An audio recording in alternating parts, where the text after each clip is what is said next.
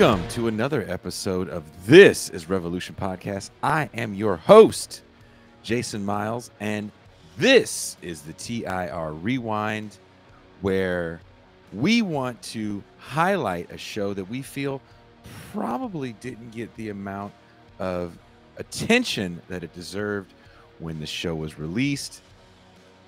A few years ago, we brought on Norm Finkelstein on TIR back when we had an entire Saturday crew. We're pretty deep back in those days. Angela Walker was a part of the show, who you may know as the Green Party vice presidential candidate in the 2020 election. Paul Prescott, also part of the TIR crew on Saturdays, as well as Marcus of the Left Flank Vets. Now, Saturday shows are still a free show that goes on for some time, and the show definitely looks a little different, but the long form format is still the same. As you see, I'm not in the usual spot I do the show. I'm cutting clips and doing a bunch of editing as I have to take off. I'm going to be a part of a podcast conference with a few people you may know, Matt Chrisman, Amberly Frost, and of course my former neighbor Ben Burgess. Hopefully I'll be able to get some video of that. But this episode was one in which you can see Pascal and I, you can't probably tell, but there were moments where we were looking at each other on the screen going, oh, well, this just might be the end of TIR. Norm, as you guys know, is a very off-the-cuff individual that is one person that can literally say he was canceled. If you believe that's a thing, I still stick to the whole, it's just, there's no cancel culture. It's talk to the manager culture. Everybody, male or female, wants to talk to the manager. But this was a great show and had a great discussion where some of the things that Norm said were challenged a bit. And a conversation was had. Understanding was had in the end. And Glenn Greenwald had retweeted this show, and I thanked him for retweeting it on Twitter, and he responded back to me. And he said, when a friend sent this to me, I responded to that friend and said, there's no way in the world I'm watching a 3-hour podcast. It sounds like people I don't know. It sounds stupid. And his friend said, once you watch it, you'll be mad it wasn't longer. And Greenwald said, he was right. So enjoy this show. Please share it with your friends. If you haven't done it already, please hit like and subscribe so you're alerted whenever we go live. We will be going live again Saturday. I will not be around. Pascal Robert and MT will be around having a conversation around the idea, has the left lost the culture war? So please, if you haven't seen this, enjoy this. I don't even have words to describe it. I'm not going to do my Finkelstein impersonation, but Norm comes out just firing on all cylinders, and we have to immediately try to cage him before he just watch the show, enjoy, and I am out.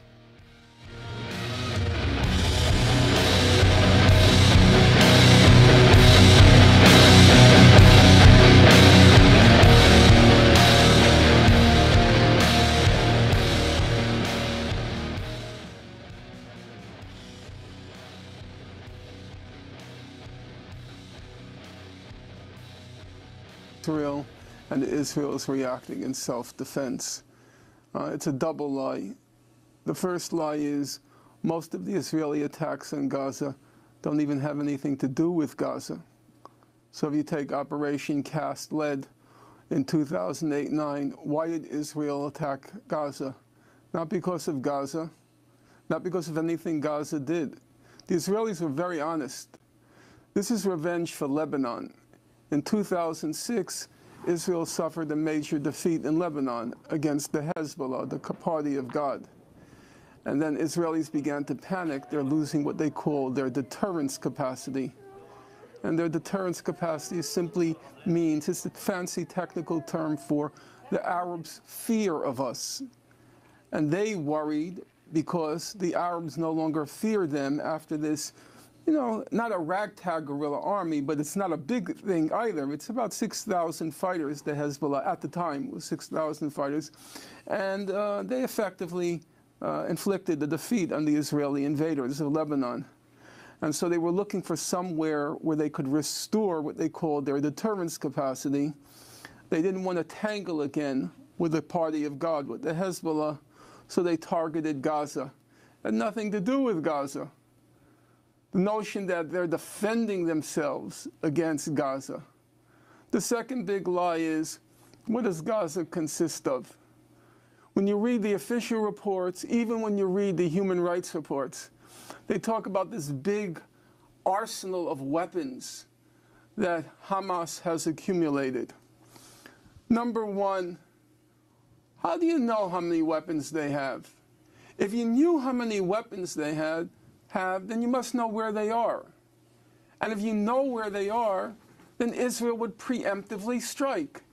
If it's not preemptively struck, it's because it doesn't know anything about the weapons. Israel plucks numbers out of thin air, and then all the official media and even the critical human rights organizations repeat these numbers. They talk about Grad missiles and Fajr missiles. What is Gaza? What are its weapons? What is its arsenal? Let's take the last attack. We know exactly how much damage was done by these weapons. There were 5,000 so-called rockets and 2,000 mortar shells fired at Israel. So altogether, that's 7,000 projectiles. You know the damage done? Israel's Ministry of Foreign Affairs had a diary listing all the damage done each day. 5,000 rockets, 2,000 mortar shells, one house was destroyed. One house. How is it possible that 5,000 rockets and 2,000 mortar shells can only destroy one house? Good morning and good afternoon. That was, or is, our guest for today, Norman Finkelstein, on Democracy Now! Probably about 4 or 5 years ago, when he was promoting one of his books. That was my first time seeing him, and I was kind of blown away by the passion this man had or has. And I started following him and went down a bit of a Norman Finkelstein rabbit hole. So I'm very, very excited to have him on the show. I'm not going to lie, I was a little nervous because I have seen some videos of him hollering at people before. So I was like, oh, shit, we'll see how this goes. So let's introduce the crew. First and foremost, my co-host, my homie, my dog, Pascal Robert. Brother Jason Miles, how you living, my brother? How are you? I'm doing all right. So you might see a child in the background. He has not left yet. So that is how early it is for me. The kid is still here. Coming all the way live from the great state of Maine, you may know him as the Meme King on Twitter. We just know him as Marcus from the Left Flank Vets. Yeah, that's how I do things. Hello, everyone. Welcome. I'm happy to be here. Very excited. Very excited. And I'm just going down the list.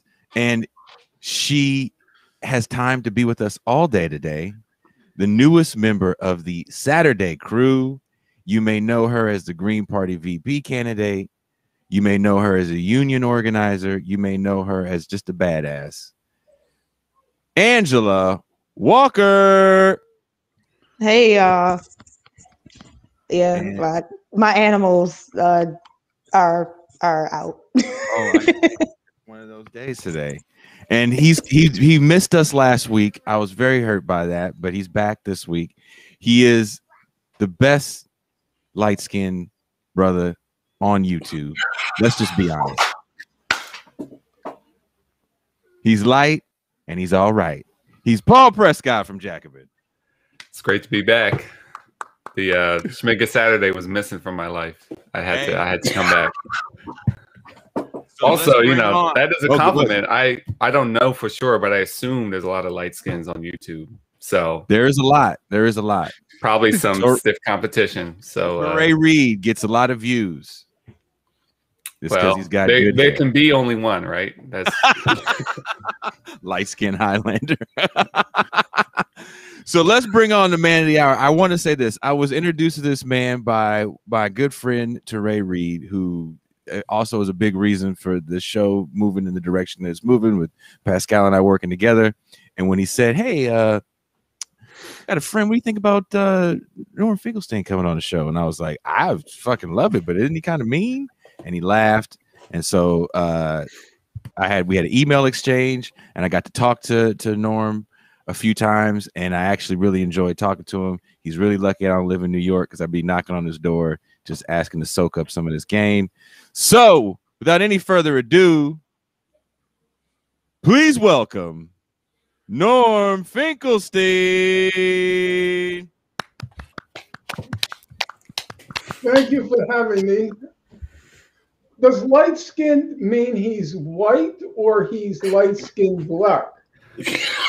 No. I don't Paul know is a the gangster. lingo. Paul I is- don't know the lingo. No, he's not. So, No. well, Go ahead, Paul. Go ahead, Paul. I mean, this could be a whole show. My father is black. He's from Barbados. My mother is white and Jewish. So Okay. all So that. you're in the Sean King Talcum X range. No. So Norm. So check it, Norm. That's not cool.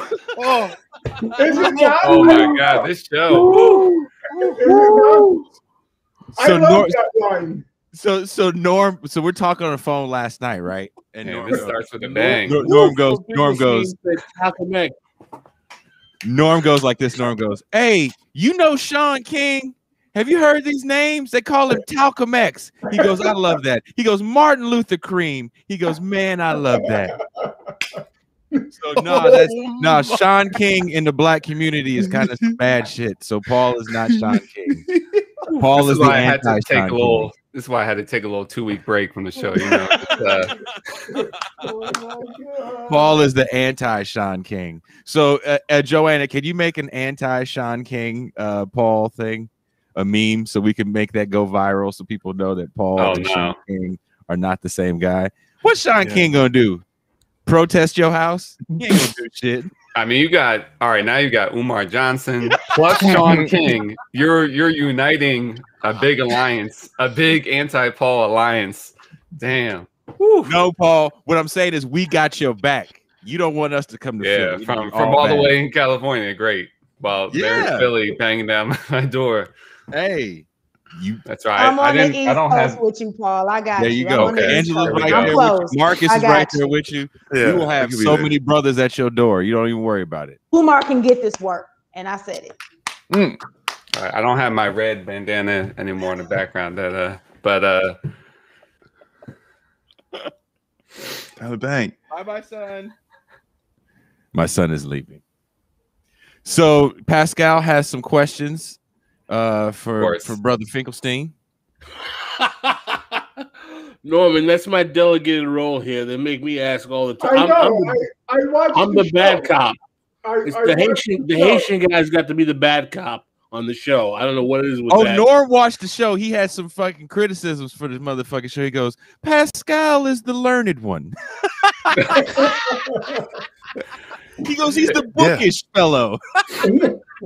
it is funny. Pascal just has the questions ready. Like, all right, next question. No discussion. Keep going. I try to ask these Dick Cavett ass questions, and then Pascal comes in like, no. Well, Norman, I'm not a flatterer, as you know. That's not my modus operandi. No, I found that out soon. It's very gratifying to watch your generation in action, because there are a lot of very smart and serious people coming out now. I have a great admiration for Crystal Ball, for Brianna Joy Gray. Smart, serious, and it makes you, amidst all of the, the disaster, it makes you a little bit hopeful that maybe you guys are going to figure out a way out of this dead end that we're facing here can't say it's globally as bad as here, but here it's pretty bad. I mean, there's a whole generation that's genuinely suffering, no future, no hope, no organization. And maybe that's why people like yourselves have emerged. You know, the times necessity is the mother of invention. And there is a necessity now for serious, clear-headed people to come forward, to think things through, and to figure a way out. So I'm seeing it more and more. I mean, I'm not a television watcher, and I've never been on Facebook or Twitter. I really don't even know what they are. But I do occasionally go on YouTube, and I see just really smart and serious people like yourselves. And that makes, it makes you a little bit hopeful. It's the only thing that makes me hopeful, that there are people who are having serious conversation. And Pascal, he comes prepared with questions. I saw the other day Brianna Joy Gray. She's debating this guy Eddie Glaub. You know him from Princeton. Oh, Very much so. Yeah. And she has his book, his latest book, the book on James Baldwin. She has the book down pat. She's saying, chapter and verse. And I'm thinking to myself, okay, this woman has done her homework. And it was a good show. It's a good show because people are coming prepared, they're thinking, they're serious. So I want to, tell you that, not to flatter you, but to tell you that you give hope when you carry on in a serious, competent way. Thank you very much, Norman. We appreciate your support. To have someone of your caliber give us that kind of praise means a lot. It's the same thing with Paul. That's why immediately when I saw him, I thought to myself, okay, he must be a professor. And then when I heard high school teacher, I was actually even more impressed because he obviously could have been a professor, but he took a calling, which in my opinion is much more noble, to be a high school teacher. First of all, high school teachers have a much bigger impact on the person's life than the professor. Mm. Most people can never true. even remember their professors' names. Nobody forgets their high school teacher names. Never. I mean, I still talk with my friends about that high school teacher or that high school teacher. So in terms of having an enduring impact, a high school teacher is way ahead of any professor. But to do it, it doesn't have the stature in our society. So to do it, it's really honorable. It's really and he's a very smart guy. He is. Yeah, so Appreciate that.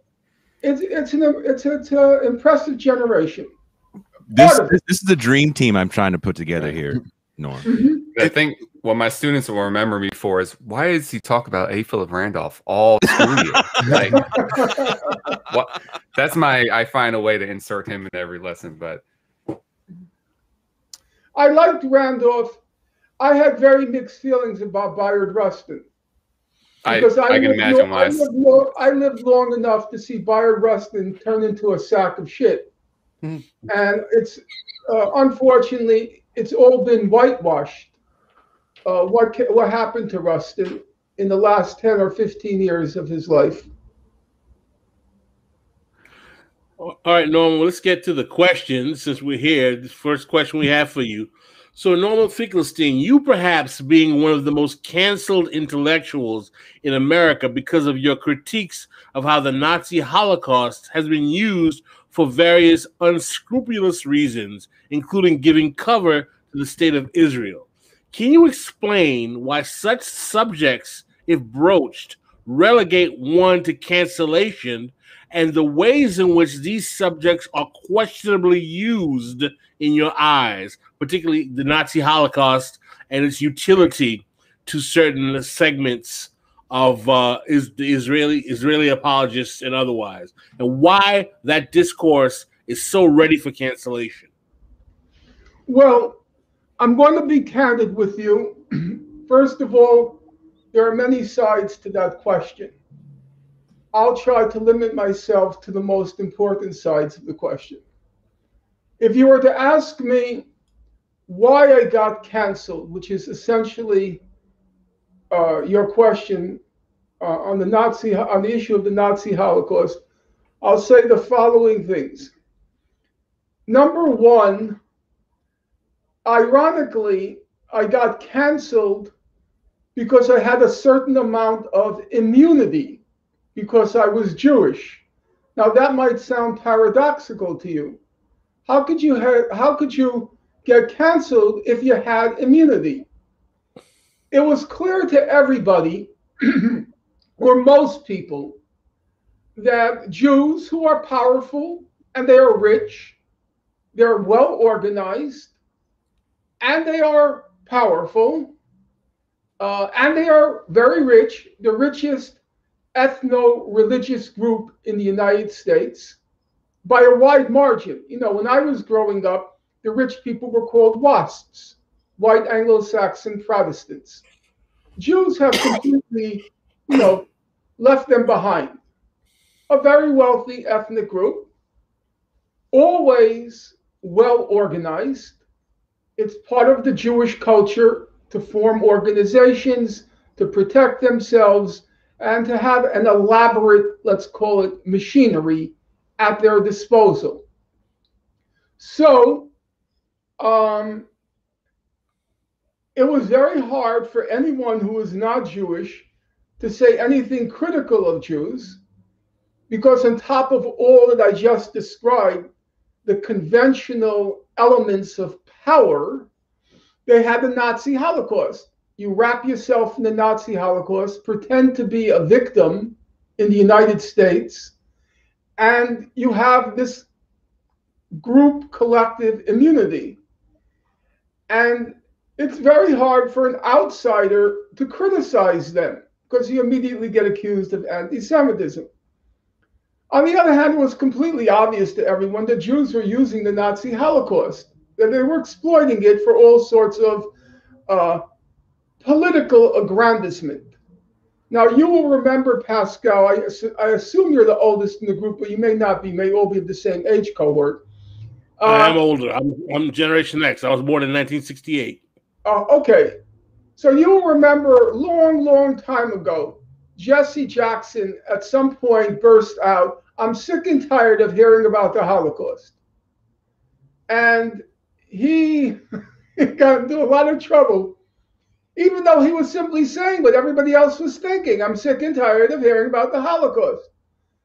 I'll give you one example which is very striking to me. And you'll forgive me for digressing, but sometimes digressions are illuminating. When we grew up in school, nobody ever talked about the Nazi Holocaust because it was for various reasons, which I don't have time to go into now. But we all read, Jew or non-Jew, we all read Anne Frank's diary. That was part of the curriculum. It was built into the curriculum. You usually read it in junior high school. You didn't read it as a Jewish document. You read it as a document of human suffering. It was a different era. Can't go into that now. But we all read it. Now, here's the interesting thing. Yes, the Anne Frank diary is very moving. I'm not going to deny that. Why should I deny facts? My credo in life is never quarrel with facts. It's a moving document, and certainly set in its historical context, it's very moving. But then, just in the last few years, I'm going to be honest with you. For the first time, I picked up Frederick Douglass's slave narrative. And I then started to read everything by Douglass. I read the second autobiography, the third autobiography. I started to read the speeches. He was kind of breathtaking. It's just breathtaking prose. How he managed to master it, only God knows, because he only gets out of slavery at 20 years old. His language is just breathtaking. What's my point? My point is, why weren't we reading Frederick Douglass's slave narrative in junior high school? It's just crazy. Slavery happened here. the Nazi Holocaust happened there.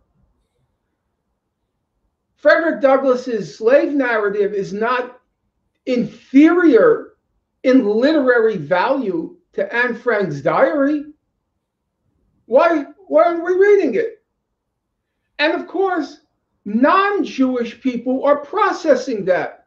So someone like Jesse Jackson says, I'm sick and tired of hearing about the Holocaust, because he knows there's that Frederick Douglass narrative that we never read, but we always read Anne Frank's diary. He knows that. So he said it, and he got a whipping for saying it. I had the immunity because I could say it, but my parents were in the Nazi Holocaust. So you ain't playing that anti-Semite card with me. My father was in Auschwitz. My mother was in Majdanek. Every single member of my family was exterminated. I never had an aunt, an uncle, a cousin, a grandmother, or a grandfather. Nothing. Everybody was wiped out. So I had a certain immunity, or at least it seemed as if I had an immunity, because you couldn't play the anti-Semite card with me or Holocaust denier card with me. So given that I had or thought I had a certain immunity because of my family pedigree, I started to say things that nobody else dared say. I mean, Jesse Jackson blurted out that comment in a moment of indiscretion, but I started to say it, to document it, to cite chapter and verse about how these crooks, these gangsters, hoaxers, and hucksters, as I called one chapter in my book, these hoaxers and hucksters were exploiting the Nazi Holocaust in order to protect Israel from legitimate criticism, and also in a kind of precursor to the Black Lives Matters grifters.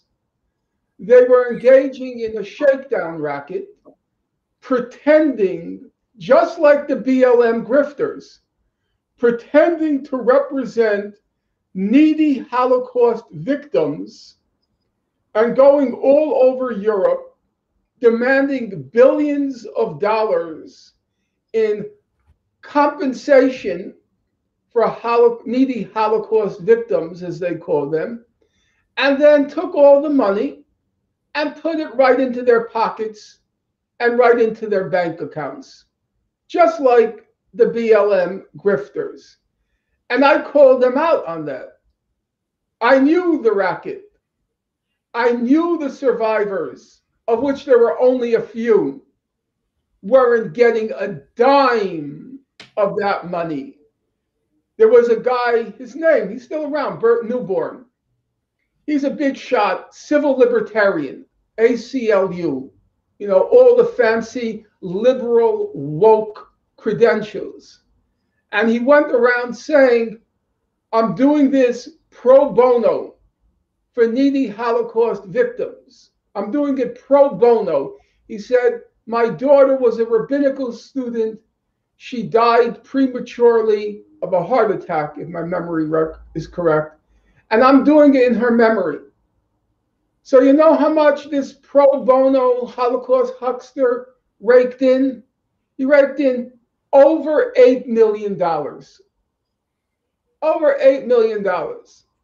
I started to call him out. I walked around calling him the pro bono Holocaust huckster. So at a certain point, I became a problem. I became a problem because I knew too much. I had a kind of impregnable pedigree. You want to call me a Holocaust denier, which is what they started to call me. I would say, if I'm a Holocaust denier, I must be certifiably insane because my parents passed through it. So you're telling me I'm denying what happened to my parents? And so at a certain point, I had to be stopped. And I'm of the opinion that I wasn't stopped because of my politics. Because, in academia, you can say pretty much what you want. It's a crazy place, has no connection with the real world. At least the social studies. I'm not speaking about the natural sciences. It's a crazy place. It's this politically correct lunacy. You begin graduate seminars. Each person, you go around the room.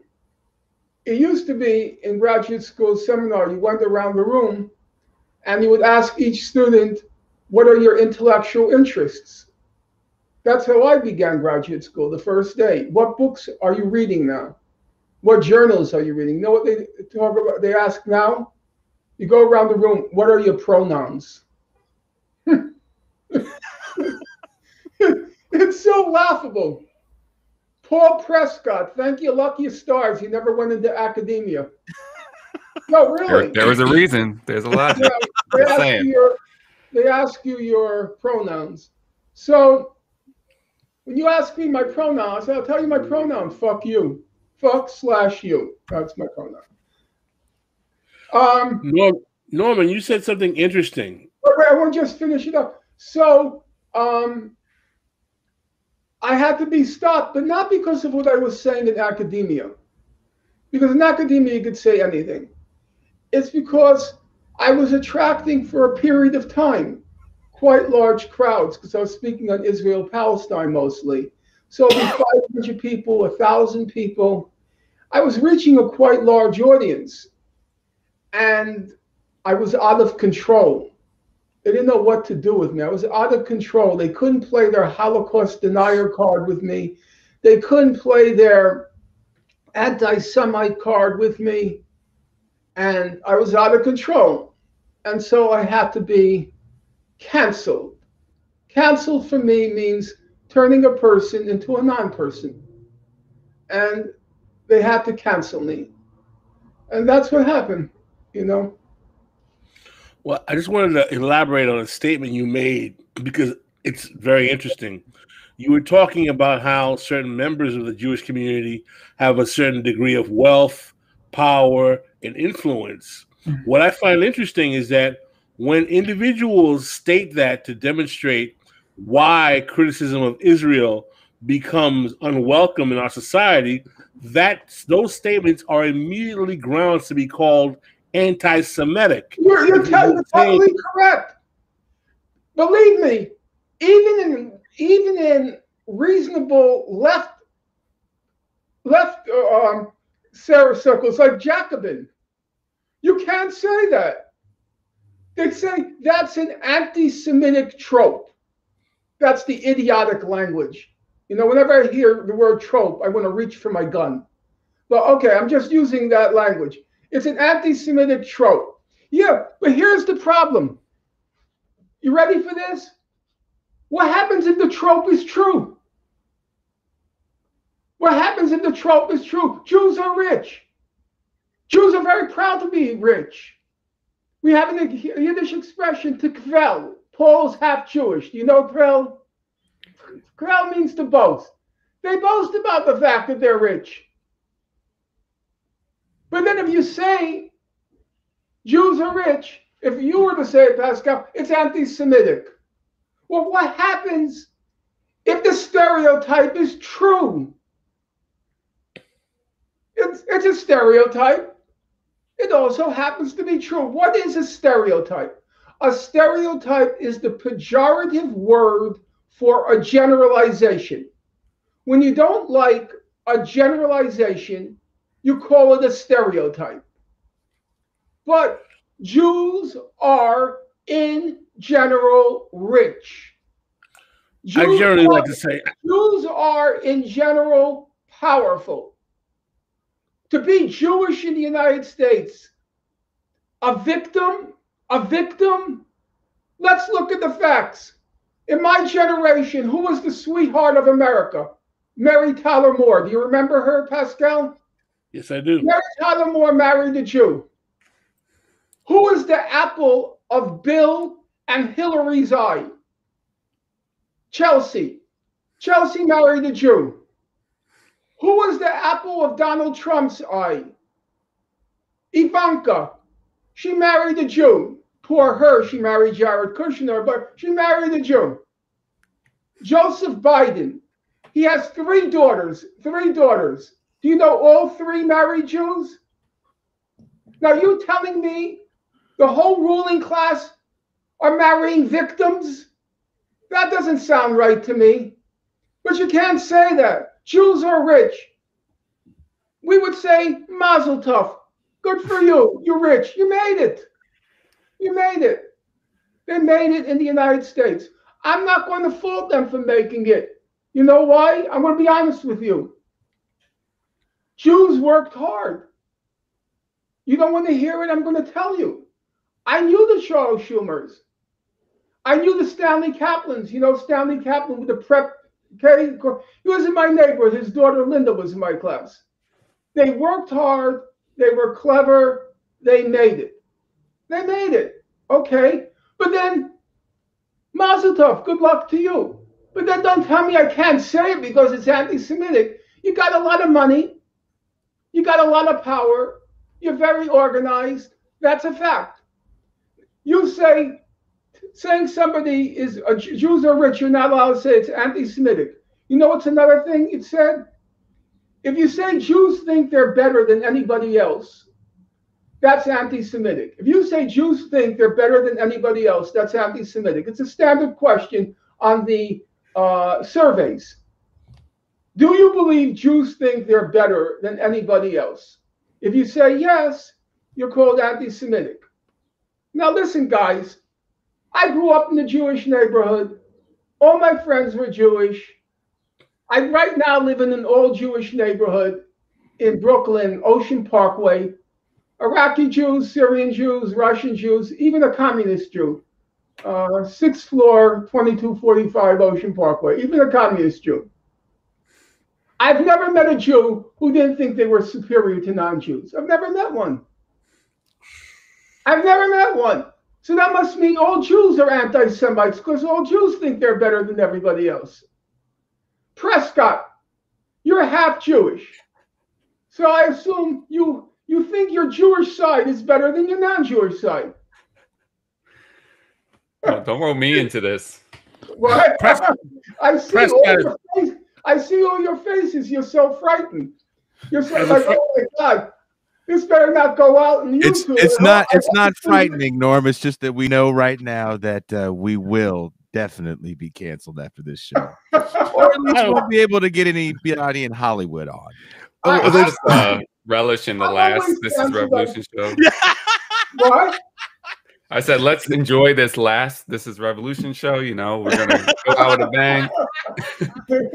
So just as Norm, by the way, so there's a man that makes my all the This Is Revolution imagery, and he just hit me up in a text message. He goes, "Man, this Norm guy pulls no punches." I was like, "No, not at all."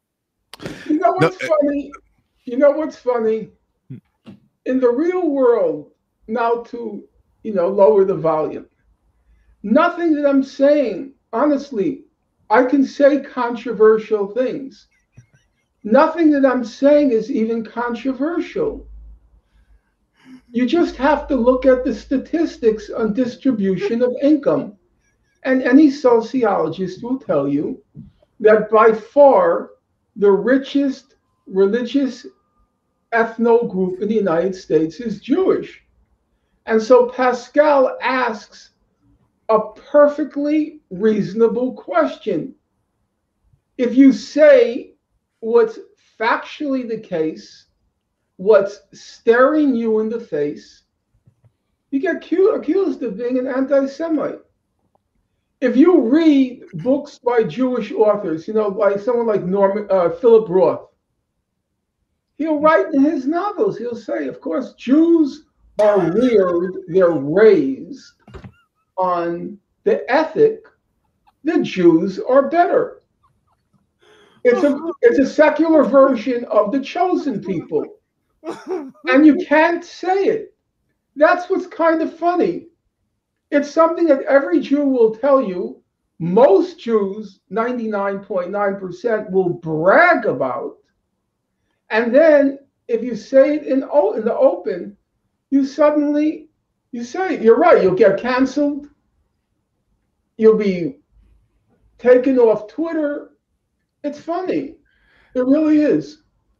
Norman, I have a question too, because this idea of like canceling, which like I feel like there's varying degrees of what it means to everyone from hi, I'm someone popular and Twitter's the first time I've ever heard someone criticize me, to something that you've experienced yourself in your professional career, to which case you can't find a job.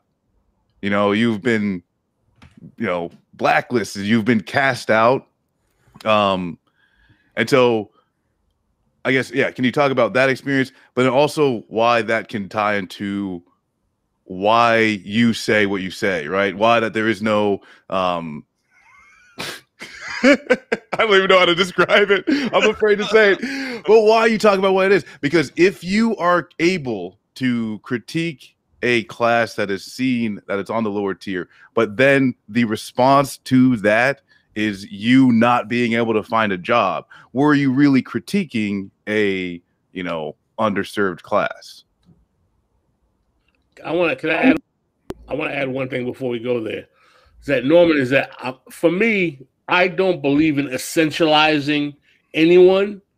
So the same way we can say, I say members of the Jewish community. So yes, there are members of the Jewish community who are very rich. There are members of the Jewish community who are very poor. But you're not going to say that there are no poor Jews in America, because the same way people will say that about Jews, they can say, well, all blacks are poor, all blacks are criminals, all blacks are ex-white. So I'm not a fan of essentializing whole communities based on behaviors of segments of those communities. I would simply say that certain members of X community do X, Y, Z. So look, Pascal, we could have a very long discussion, and unfortunately, your time is limited.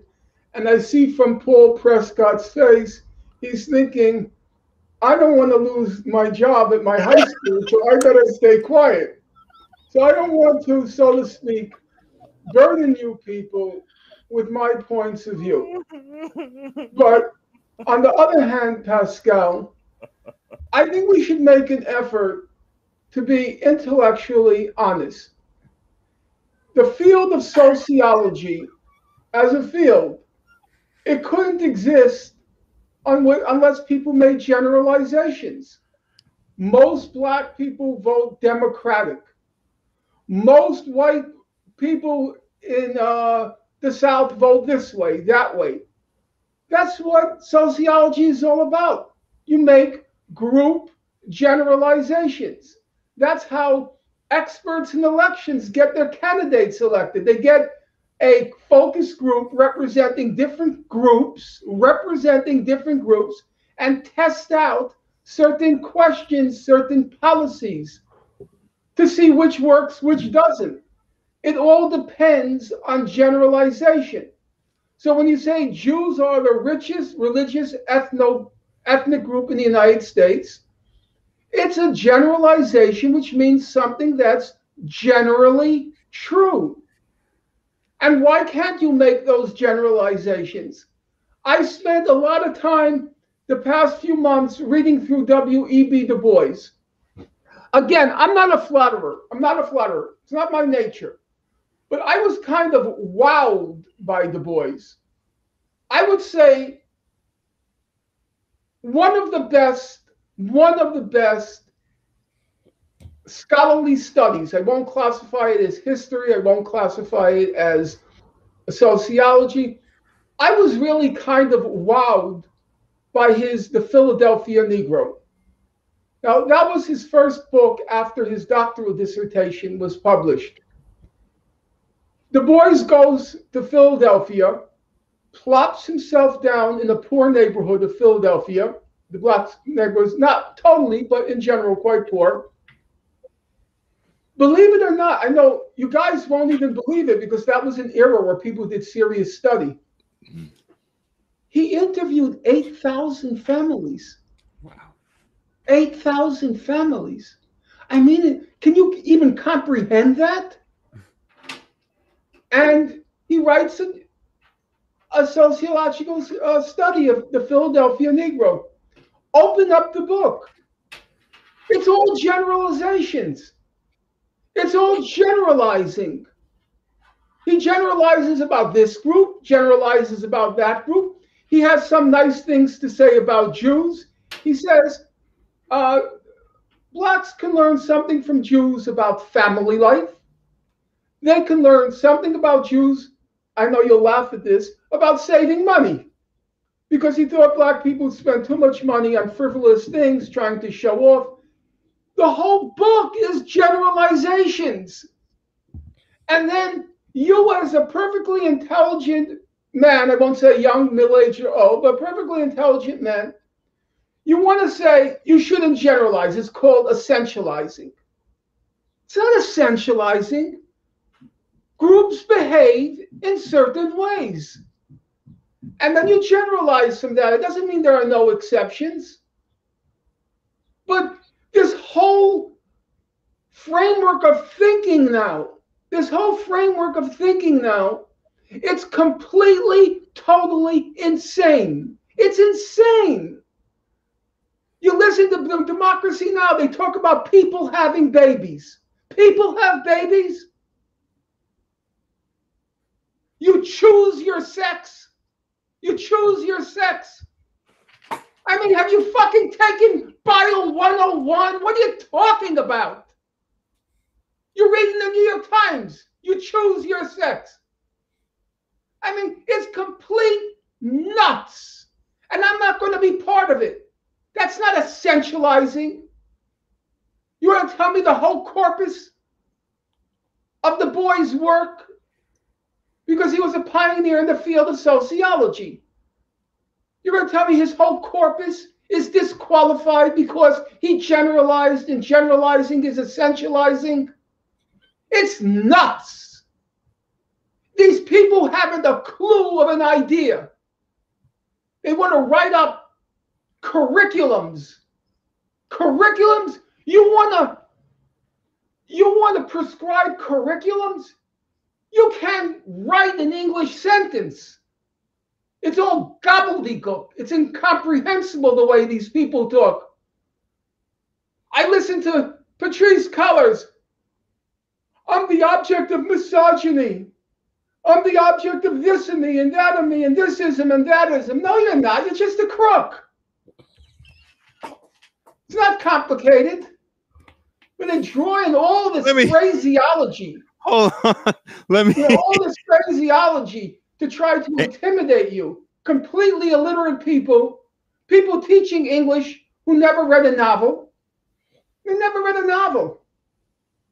You should read Ibram X. Kendi. I've never read prose like that. Ibram X. Kendi. Don't worry. Jason can read Ibram X. Kendi. He has the books on hand. Excuse me? And I'll read the children's book as well. Oh, yeah, the children's book. I've read the children's book. I don't understand why he's writing children's book. All of his books are children's books. All of his books are children's books. They're completely illiterate. I wrote 40 pages in the book I'm currently writing. I wrote 40 pages on Kendi. 40 pages, 20,000 words. And I sent it around to the top scholars because I didn't know, maybe I went too far. I won't name you the top scholars obviously I wouldn't say it over video, but if you ask me privately, I'll tell you. Black and white, I asked. I have, people, I won't say who, but I know the top scholars, black and white. Now, I was ruthless with Kendi, ruthless Kendi. The chapter's titled, Ibrahim Kendi and Who's Hot and Who's Not. Because that's what it basically is. If you're an anti-racist, you're hot. If you're not an anti-racist, you're not. And he just goes through all of history and says, he's a racist, he's not a racist. Every black person every black person, except Angela Davis and Malcolm X, every black person since the beginning of time was a racist. Everyone. Richard Wright, racist. What's her name? The poet from the Maya Angelou. Phyllis Wheatley. Phyllis Wheatley, racist. Racist. Everybody's a racist except him. You know, he's cutting edge. It's crap. And you know, Pascal, you're a smart guy. Don't be browbeaten. Don't be intimidated. Don't use those idiotic phrases, essentializing. Essentializing. You're not essentializing. You're doing what any sociologist does. You make generalizations. Yeah, but we also know that the history of sociology was about reconciling poverty with capitalism in terms of the origins of the discipline. So I don't necessarily take the credentials of sociology as being the determinant of human behavior. I tend to try to root it in political economy. So I don't want to mystify it by saying that X is X because they all do that. Pascal, because I respect you, I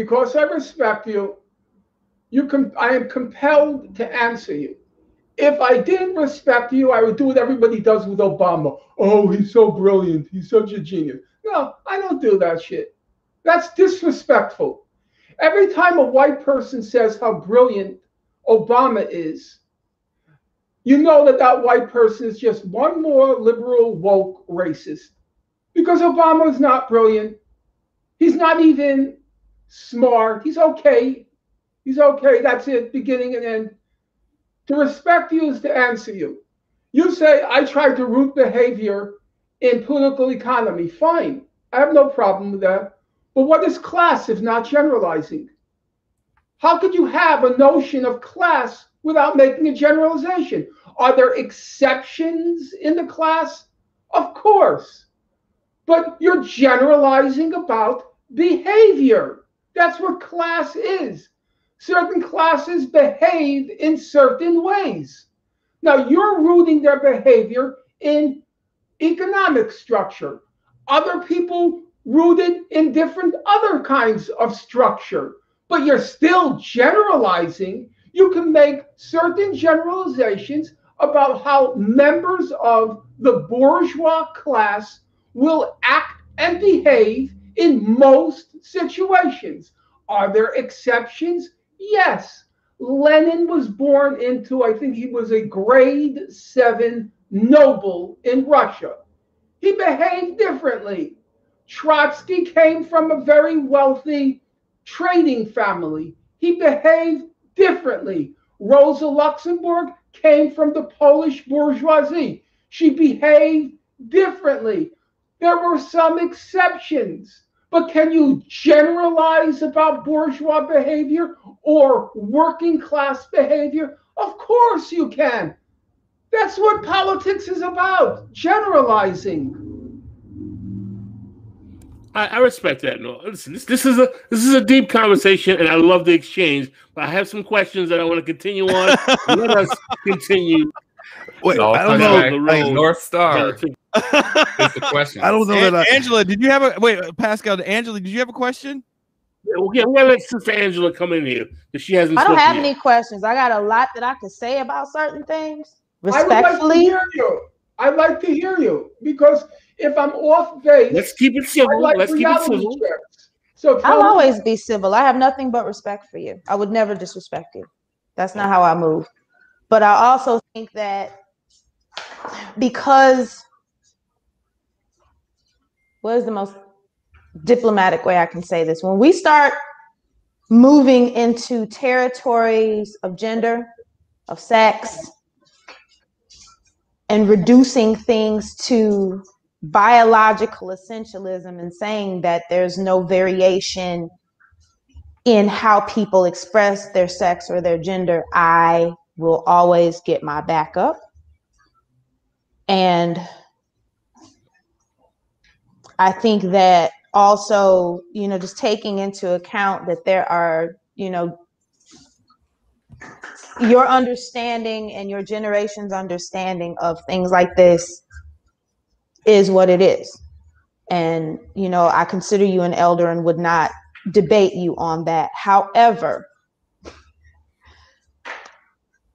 I think that it's harmful when statements like the ones that were made about gender and sex, and the fact that, yes, I have my feelings about Miss Colors personally, but I also understand the point about misogynoir playing into some of what she has been accused of. And I don't think those things are two separate things. We experience those things at the same time.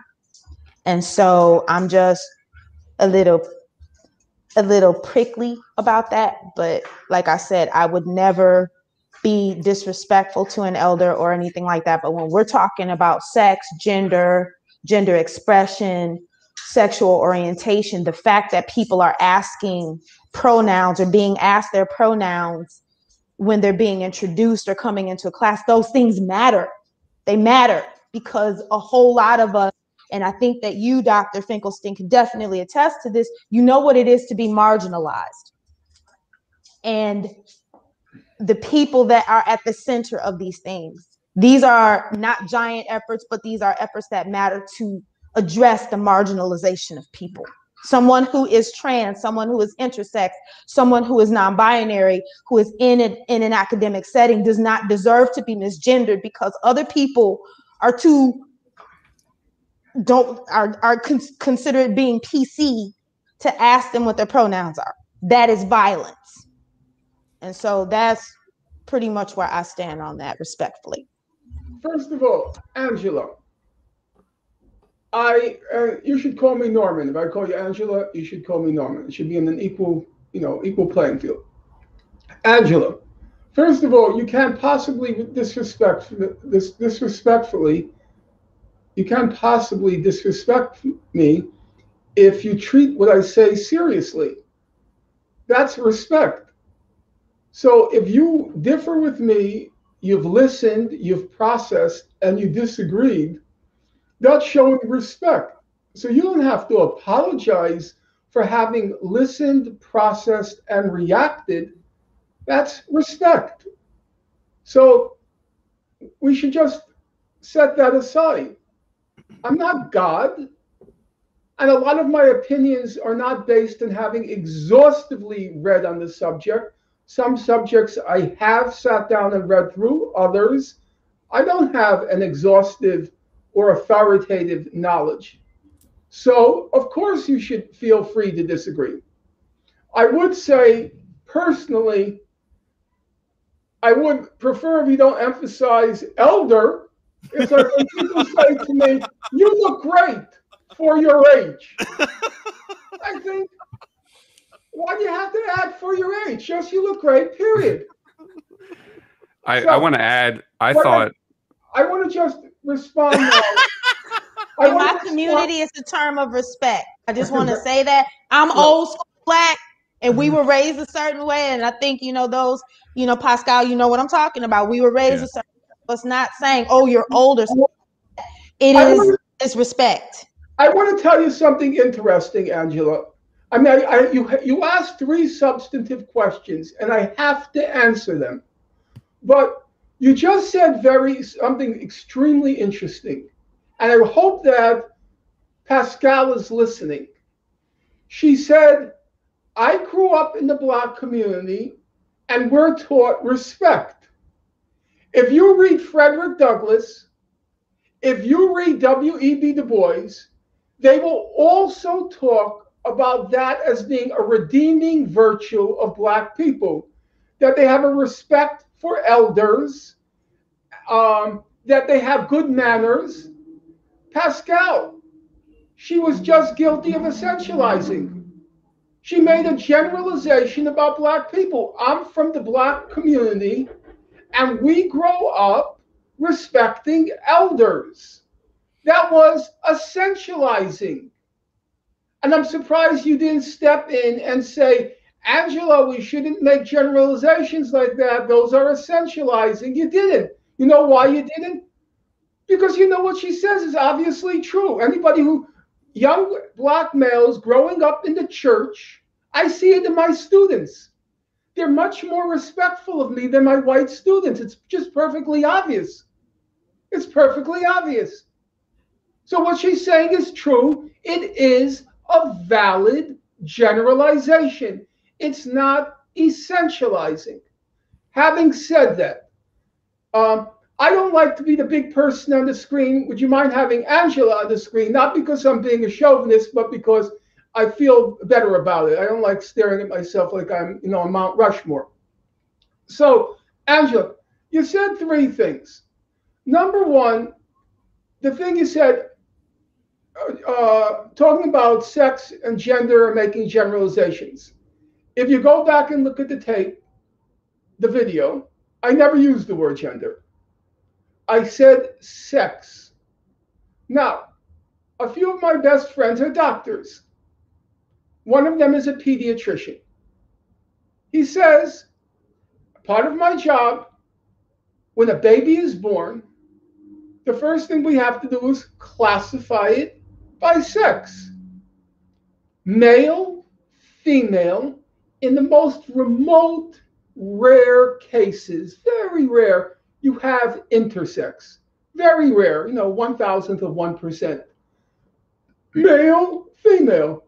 You ask any biologist, they will tell you there are two sexes. Not talking about gender, not talking about behavior, nothing. Just the biological descriptive of male, female, pertaining, among other things, to the capacity to reproduce. You need a male and a female. Sex. Now, if you listen to woke circles, they will say there aren't two sexes, leaving aside again the intersex. It's just not true.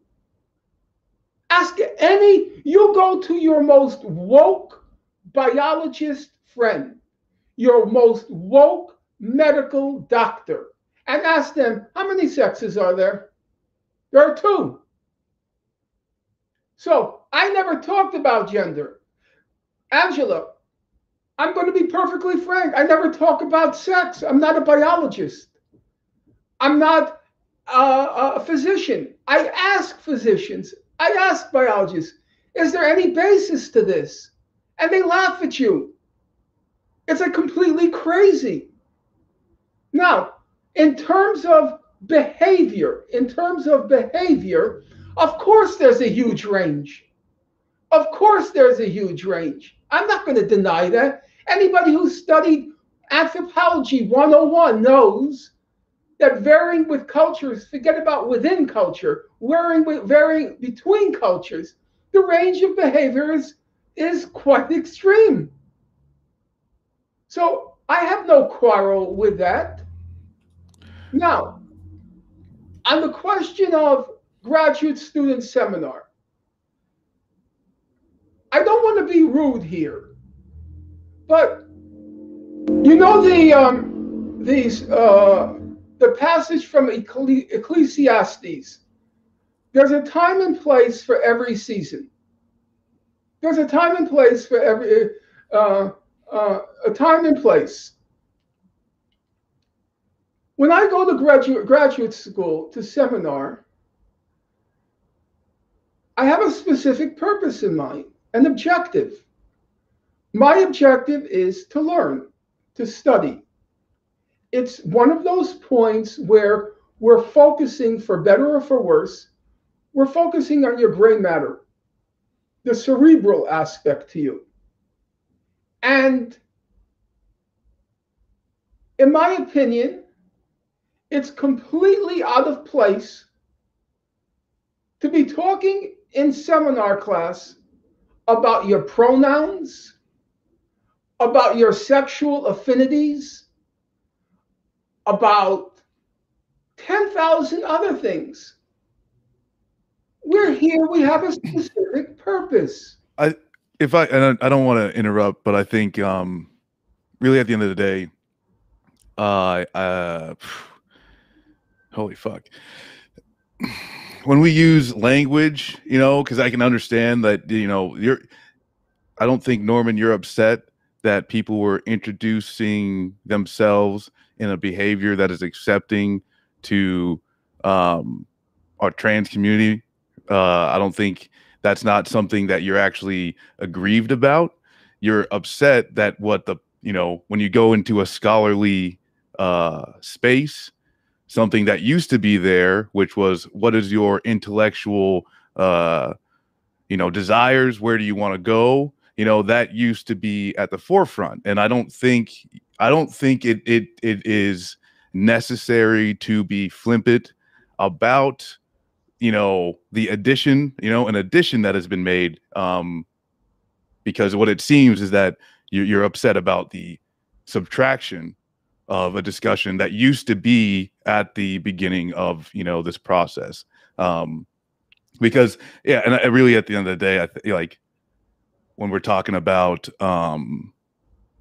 you're not wrong, right? You're not wrong when you're discussing generalities and what should be the focus of academic spaces. But now we're getting to the point of how can we use language just to make sure that our points are getting across? And are we using language? Are we using attitudes that are turning people off to our message that could be correct? And I think that's kind of where we're at now, is that I'm hoping that your point wasn't to say these people should not be able to speak and just live their lives as they wish.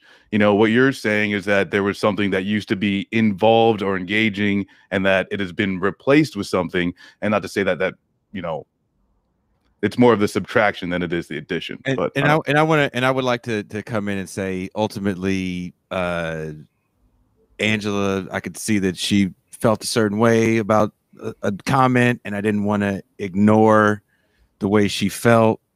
And there's people that I'm interacting with on the chat right now. As someone that has been in a situation where I have said the wrong thing or said something that pissed somebody off, I can't really be flippant about it and be like, well, fuck you, you don't get it, or whatever, I didn't mean that. There's something to be said about watching people actually have a conversation, a respectful conversation, that I think is important. So while we didn't bring Norm on to talk about issues of gender, fortunately, the fact that this came up, but the fact that these two people had a conversation about it, I do find that somewhat important. I didn't know it was going to be a little bit of a derailment of the show, but I do think these conversations are important because, as someone that's been in a room, and I've been much older than the people I was in the room then, and people call me boomer, and I'm like, no, I'm not. and maybe I didn't say the right pronoun, which is weird because it's kind of talking about someone. I've had people jump down my throat, and so I feel like these situations can be talked through, and there are bigger issues that we will cover, that we're going to cover now. Let me bring in Pascal with the questions. I want to just briefly respond. Sure. First of all, Angela was completely respectful. It was completely within her right to ask that question, and it's completely within her right to make an objection. And I try not to rank, bigger questions and smaller questions. I try not to. It's a legitimate question, and I'm not going to excuse myself. In the book I'm currently writing on cancel culture, a large part of it is devoted to Du Bois. I wanted to see, how does he discuss issues of race? What does he mean by racism? And how does he interact? Remember, Du Bois was in the most elite circles. Yeah. And he's very honest. He said, I never liked to be around white people. He says that, even in the liberal circles. He said, I never really liked to be around them because you can always feel the condescension. And so he kind of, formally he was with the NAACP, but in his personal life, he had very few white friends, white friends. And he says it because, he feels the condescension.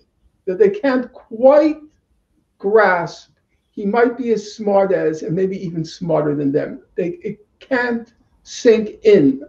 So I read him to try to understand how a person who I've come to admire only in recent years, because now I read him seriously, how he deals with these questions. And it's an illumination to me. So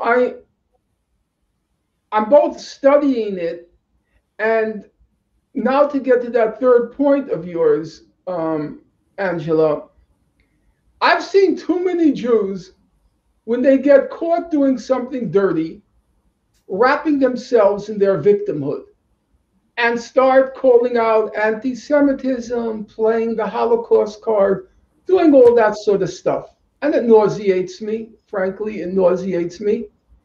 And so when I see Patrisse Cullors being called out because she's a crook, and then dragging in the misogyny, and then Mark Lamont Hill, he says, oh yeah, this is really about misogyny and white people not wanting to see rich black women.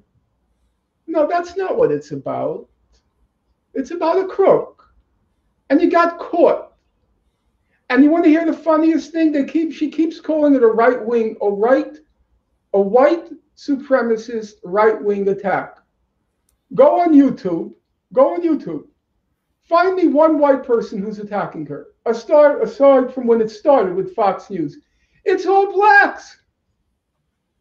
There's now about 300, 400. I've watched them. Curiosity, I've watched them. It's all black people attacking her for being a crook. And she calls it a right-wing, a white misogynist attack. Has misogyny come out? Yes, of course it has. And guess what? Some of the people who accuse Jews of exploiting the Nazi Holocaust, they're anti-Semites. I know that. But what they're saying is true. Jews are exploiting it. Personally, I can disagree with people here. I don't like Louis Farrakhan. I think he's kind of, Al Sharpton on steroids. But when he says certain things, they happen to be true, and I have to deal with the truth. It's like when people say you're a self-hating Jew. I say, okay, but how does that change the facts? If I were a self-loving Jew, does that mean everything I say is true? Whoever I am, it's irrelevant. And the same way, she's using those claims about misogyny and this to deflect from the fact that she's a crook. And I don't go for that. It's a game. Jews are very adept at playing that game. I've watched it my whole life. I don't like it. You got caught. And I have to deal with it. But don't start dragging in misogyny, though what you say is true. I talked about it last night with Mr. Miles. He asked me very frankly, he said to me very frankly, he said, well, don't you think, how do you feel about the people who are in the black community who are now talking about they being lesbians and blah, blah, blah, blah, blah, blah, blah, blah. Of course it's not a good thing. I recognize that, but I'll say what I said to Miles. If the Black Lives Matter movement had started out being more inclusive and including black men in its leadership, maybe it wouldn't have gone here. Maybe it wouldn't have gone there. But there was a feeling, judging from what I'm watching and reading, there was a feeling that, hey, a lot of these people being killed by the cops are black men. But how comes they're not in the leadership position of Black Lives Matter? There was that feeling. Is it legitimate? Is it illegitimate? That's for you folks to discuss. But why? Because it's an essentialized black organization? It's a joke. I want to say something else. Earlier you said that, you're not God. And my impression was that all Jews thought they were God. So I'm a little... That's also a joke. No, I'll lighten the mood a little. Yeah. As you know, Paul is half Jewish, and as Shakespeare said, many a truth is said in jest. There you go. Yeah. But we still have questions. Can I get a question? Can I get a question in? You've already got two already. No, my question got canceled. My question got ahead. canceled. Well, you're writing your next book, and you're talking about cancel culture. I'd heard something that you did an interview before, just a little bit on Obama. But something that I kind of want to key in is on the boycott, divestment, and sanctions movement. And yeah, kind of just getting your perspective and kind of where you think that they went wrong or maybe going wrong. That was actually one of my questions, Marcus. Oh man, well, my bad. I was looking over your shoulder when you wrote that one down. Well, first of all, it wasn't just the Holocaust industry people that canceled me. BDS also canceled me. I don't speak anymore. I told you there was a period where I spoke and I attracted large audiences. I don't speak anymore. I was canceled by BDS. I was also canceled, to be perfectly honest. I was canceled by Democracy Now! I don't appear on the show anymore. Amy is very politically correct, you know. I cut out the part of the clip where she goes, Norm, can you stop with the ad hominem attacks? And you were like, no, these people are horrible. Ad hominem attacks are only permissible for people you don't like. You're allowed to call Saddam Hussein a murderer or a killer or this or that. But when you say it about somebody who's respected, then it becomes an ad hominem attack. Only the enemies are allowed to be called using personally. Yeah, I'm not going to. I say Bert Newborn is a Holocaust huckster. I tell him to his face. He's a crook. Is calling a crook a crook ad hominem? I don't know.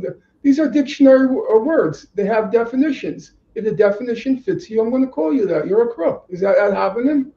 It's ad hominem if you don't demonstrate it. Then it's ad hominem. But if you can demonstrate it, if you can adduce the facts that support the claim, there's nothing ad hominem about it. In any event, yes, I was canceled by Democracy Now! She accused me of white male privilege. I thought it was interesting. Amy Goodman accuses me of white male privilege. Her father went to Harvard. Her 3 siblings went to Harvard. She went to Harvard. But I'm privileged. My parents came over on these shores after stepping out of concentration camps. I grew up poor. My house was so cold, we used to put the steak in the freezer in the winter to defrost it. but I'm privileged. And white male privilege. That was your moment, Pascal. You know, I'm privileged. All right, we're going to go. White male privilege. She put me in the same category as Jeffrey Epstein, Harvey Weinstein, you know, Steen. We're all white male privileged. And that, you know, Angela, Pascal, that's my problem. Amy Goodman is a perfectly intelligent person. I knew her for 30 years. I knew her before she was Amy Goodman. I knew her when she was just Amy, a friend of mine. I knew her through a mutual friend. And now, probably one of the most privileged people on earth. I don't think there's any family in the United States, where all 4 siblings went to Harvard. Not even a Kennedy. Impossible. No. Very unusual. Probably in the whole United States, hers is the only family where all 4 siblings went to Harvard. And she talks to me about privilege. That's the whole thing with this cancel culture. It's the most privileged people on God's earth, talking down and telling white workers you're privileged. It's just funny. The blindness, the lack of self-awareness. It's breathtaking to me. This whole so-called left culture, it's not left, It's lunatic. They talking down to white workers about white workers' privilege. So, having said that, the question of BDS. Yes. There are two things to say about BDS. Number one, I had disagreements with them over their platform because I thought the platform was inconsistent. They claimed that they were basing their goals or objectives under international law. I know international law pretty well. I teach international law. And just as international law says, Palestinians have a right to self-determination, Palestinians are a people. The occupation is, at this point in time, illegal under international law. Israel has to withdraw. Palestinians in Israel have the right to equal rights, and Palestinian refugees have the right to return. I agree with all of that. I have no problem with that. But international law is like all law. Law is about rights, but it's also about responsibilities.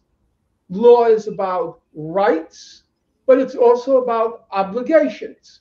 You have a right to cross at the red light because, you have a right to cross at the green light because you have an obligation to stop at the red light.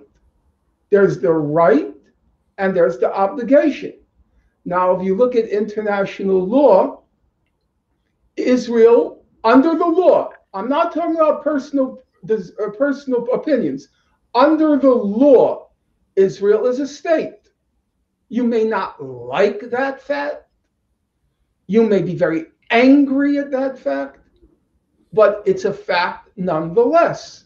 And so if you claim to be basing your program on international law, if that's what you claim, then you have a right to self-determination. You have a right to return if you're a refugee. You have a right to equal rights as a citizen in Israel, but you also have an obligation to recognize Israel. Now, of course, you have the option of saying, I think international law is a crock. It's racist, sexist, imperialist, Zionist, male chauvinist, blah, blah, blah, blah, blah. You could say all that. And I don't have a quarrel with that. I have a quarrel with the hypocrisy. You can't claim to be basing yourself on international law, but cherry pick the law for what suits you, what works for you, but then ignore the part that doesn't work for you. That to me is hypocritical. And I try as best as I can not to be hypocritical, to be consistent in what I argue, to be logically coherent in what I argue, so that I can try to persuade everybody on the basis of reason, logic, and evidence. It's very easy to persuade people if you're a hypocrite, if you're only talking to the choir, people who already agree with you.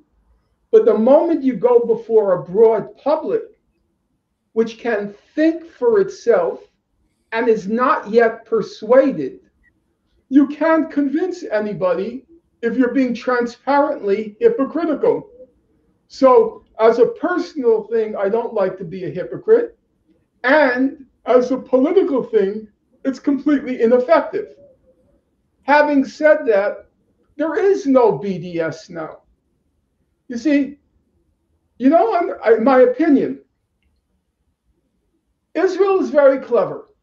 It's very clever. Do you know why why you know about BDS? Do you know why you know about it?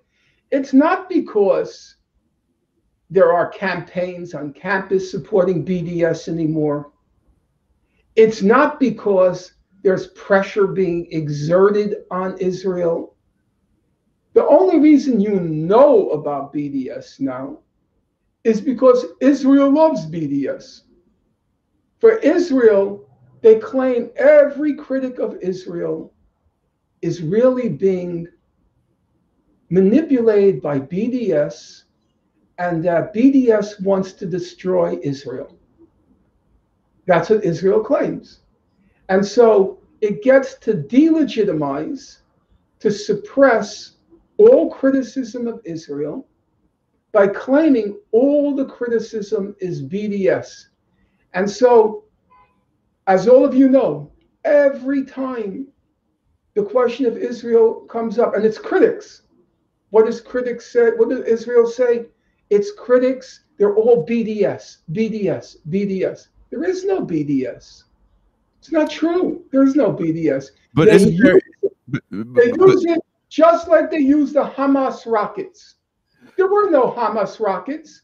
If you had finished the tape at the beginning that you played of me, I would go on to say there are no rockets. It's just a fantasy. The 5,000 rockets, 2,000 rockets, and 5,000 mortar rounds. Yeah, it's more dangerous for me to walk on the boardwalk of Coney Island, where I live, on the 4th of July. It's more dangerous for me to walk on that boardwalk on the 4th of July than to be in Israel and being attacked by the bottle rockets. There are no bottle rockets. The only reason one house was destroyed is that probably the bottle rocket hit the boiler room. That's why. There are no rockets. There are no rockets, but Israel uses the rockets every time it goes on a massacre or murder spree in Gaza. And it does the same thing with the BDS. It keeps shouting and shouting, BDS, they want to destroy us. They don't want to recognize us. They want a second Holocaust. They love the BDS. It's just being used. Well, I was going to ask you this about BDS. Isn't there, like, I can't remember the woman. There was a woman, I believe she was Palestinian. She was a teacher, and she had to sign an agreement that she wouldn't be part of BDS. And Abby Martin recently, I think it was a year or so ago, had a speaking engagement canceled because she had to sign something saying that she wasn't going to say anything negative about Israel. Before we continue, can someone state the definition of BDS for our audience who are not familiar with the acronym? It's just the acronym for boycotts, divestment, and sanctions, meaning encouraging the boycott of Israel or boycott of its settlements in the West Bank, divestment, or sanctions, basically modeled after what was called at the time the anti-apartheid sanctions movement.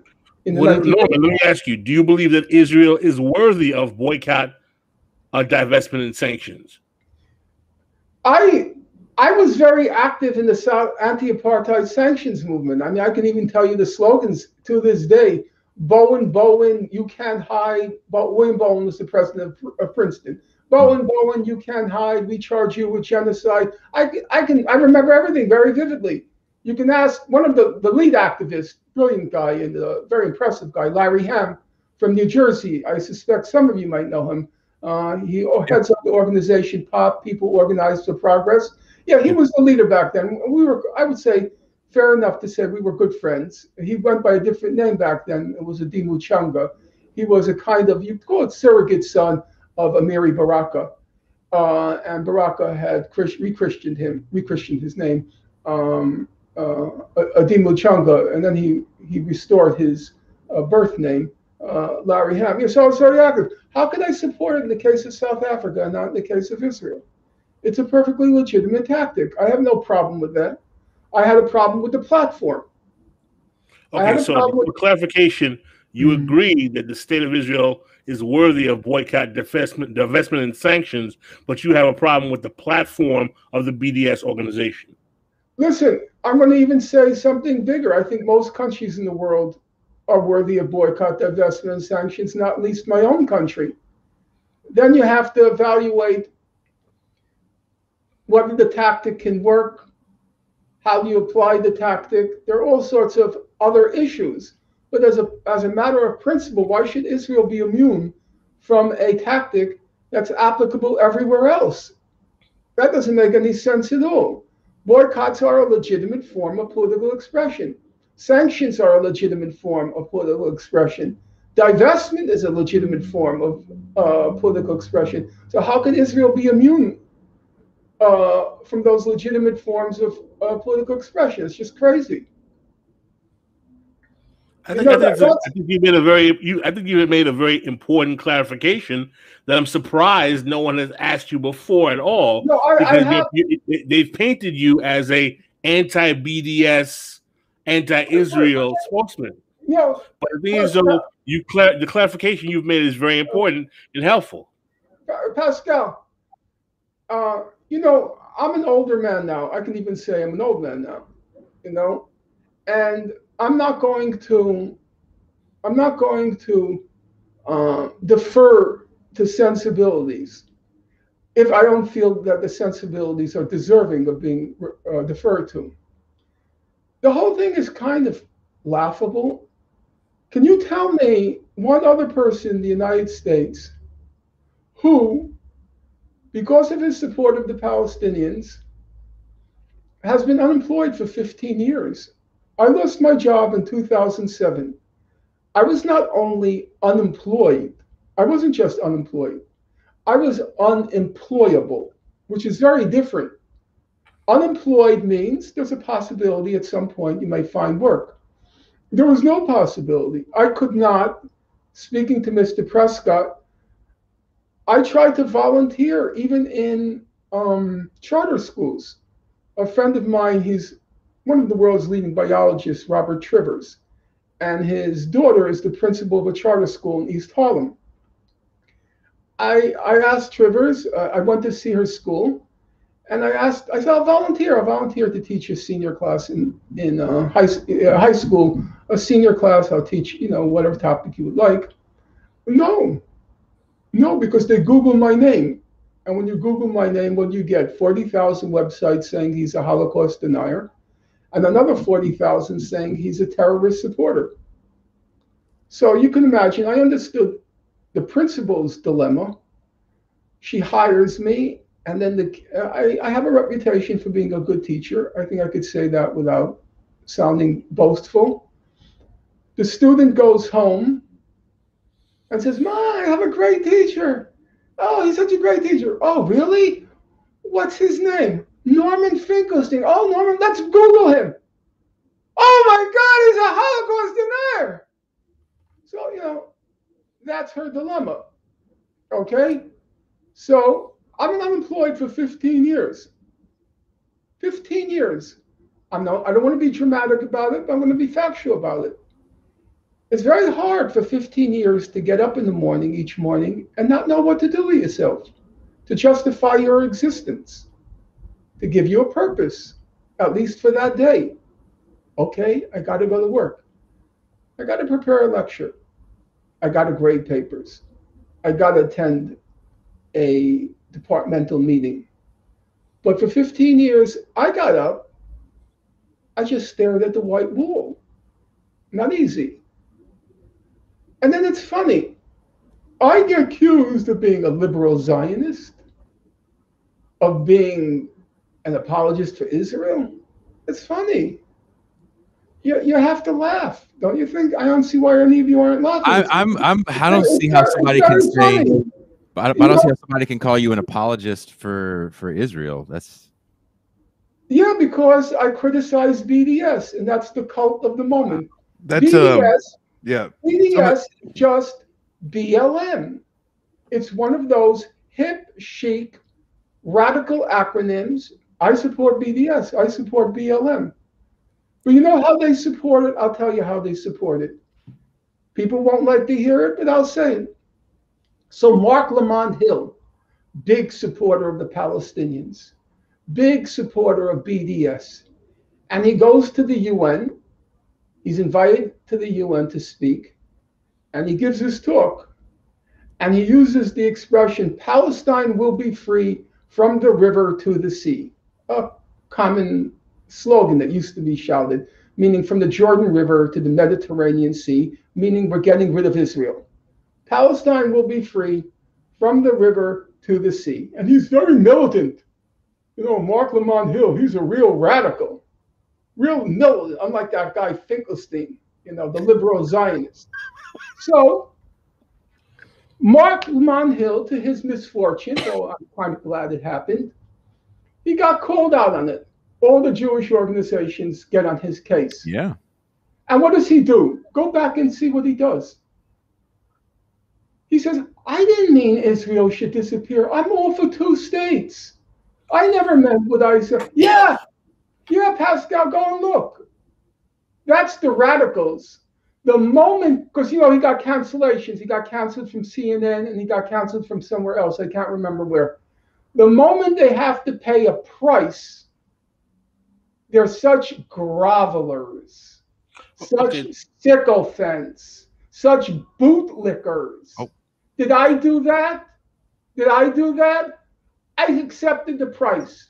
And you know why I accepted the price? Listen up, guys. Mm-hmm. And guys, I include women. That's how, okay, guys. Yeah, we're all good. We're all good. Offensive. So, we're all good. Okay. So, you know why? I'll tell you why. Because when I was like 18, when I was 18, I can still remember now. I sat in my bookstore of my college, and there was a book by a guy named Eric Bentley. And it was the collections of testimonies of people before the McCarthy trial, the McCarthy era, in the McCarthy era, before the House Un-American Activities Committee. And I can tell you now, I see in my mind's eye, I'm reading Paul Robeson's testimony, okay? And Paul Robeson said, they said to him, Mr. Robeson, you love Russia so much, why don't you go back there? And he said, because my grandfather was a slave, I'm a slave, my father was a slave, and I want a piece of the American pie like everybody else. And then they kept hounding him. And he said, one of the quotes I carried with me till this day, I will not retreat 1,000th part of 1 inch. I will not retreat 1,000th part of 1 inch. And he paid the price.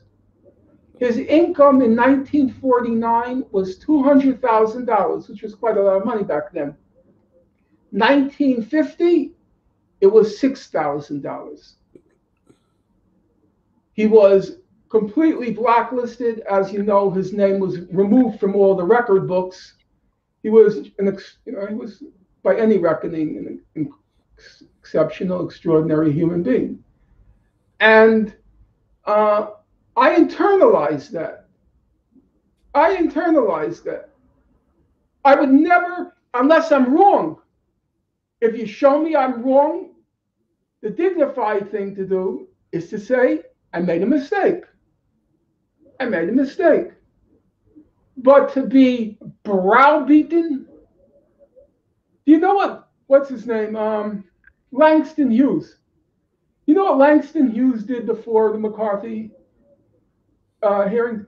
He said, if you find anything in my books in support of communism, you should burn them. He told the McCarthy to burn his books if he finds anything in support of communism. And then I see Robeson. I see Du Bois. You should read the last chapter of Du Bois's autobiography. The last chapter of his last autobiography, he had 3. The last chapter, the last one, he talks how everyone betrayed him. Everyone walked out on him. He talked about how at his birthday party, nobody showed up. Except, to his credit, E. Franklin Frazier. E. Franklin Frazier stuck with him till the end, But otherwise, completely abandoned. And he describes it in like 5 pages. Very sad, painful to read. And then I look at Mark Lamont Hill. He loses 1 or 2 contracts. I didn't say that. I support 2 states. And they tell me I'm the liberal Zionist. They're the radicals. Very radical. Patrice, I want to ask you. You know, they're all so full of crap. The trained Marxist. Norman, I want to ask you a question on the two-state solution. Now, what about those who are supporters of Palestinians and Palestinians themselves, and even particularly some of the Muslim community who say that Israel is a state that was created under the auspices of Zionism in 1947 for over 1,000 years under the state or the nation state of Palestine?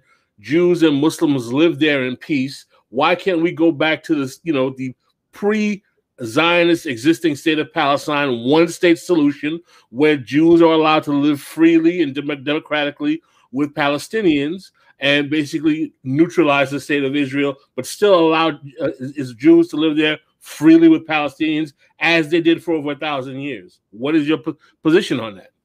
Pascal, I'm an old-fashioned communist with a small c. And the world, we envisaged was a world with one state. The international shall be the human race. I really believed, I still do. I believe it now more than when I was a child. Because in the modern world, you can see just how small the planet is. It's just a pebble. It's not even a pebble. It's a grain of sand spinning in the universe. So forget about Israel and Palestine being one state. There's no problem confronting humanity now that can be solved in the nation-state level. Can climate change be solved in the nation-state level? Can the world refugee problem can be solved in the nation-state level?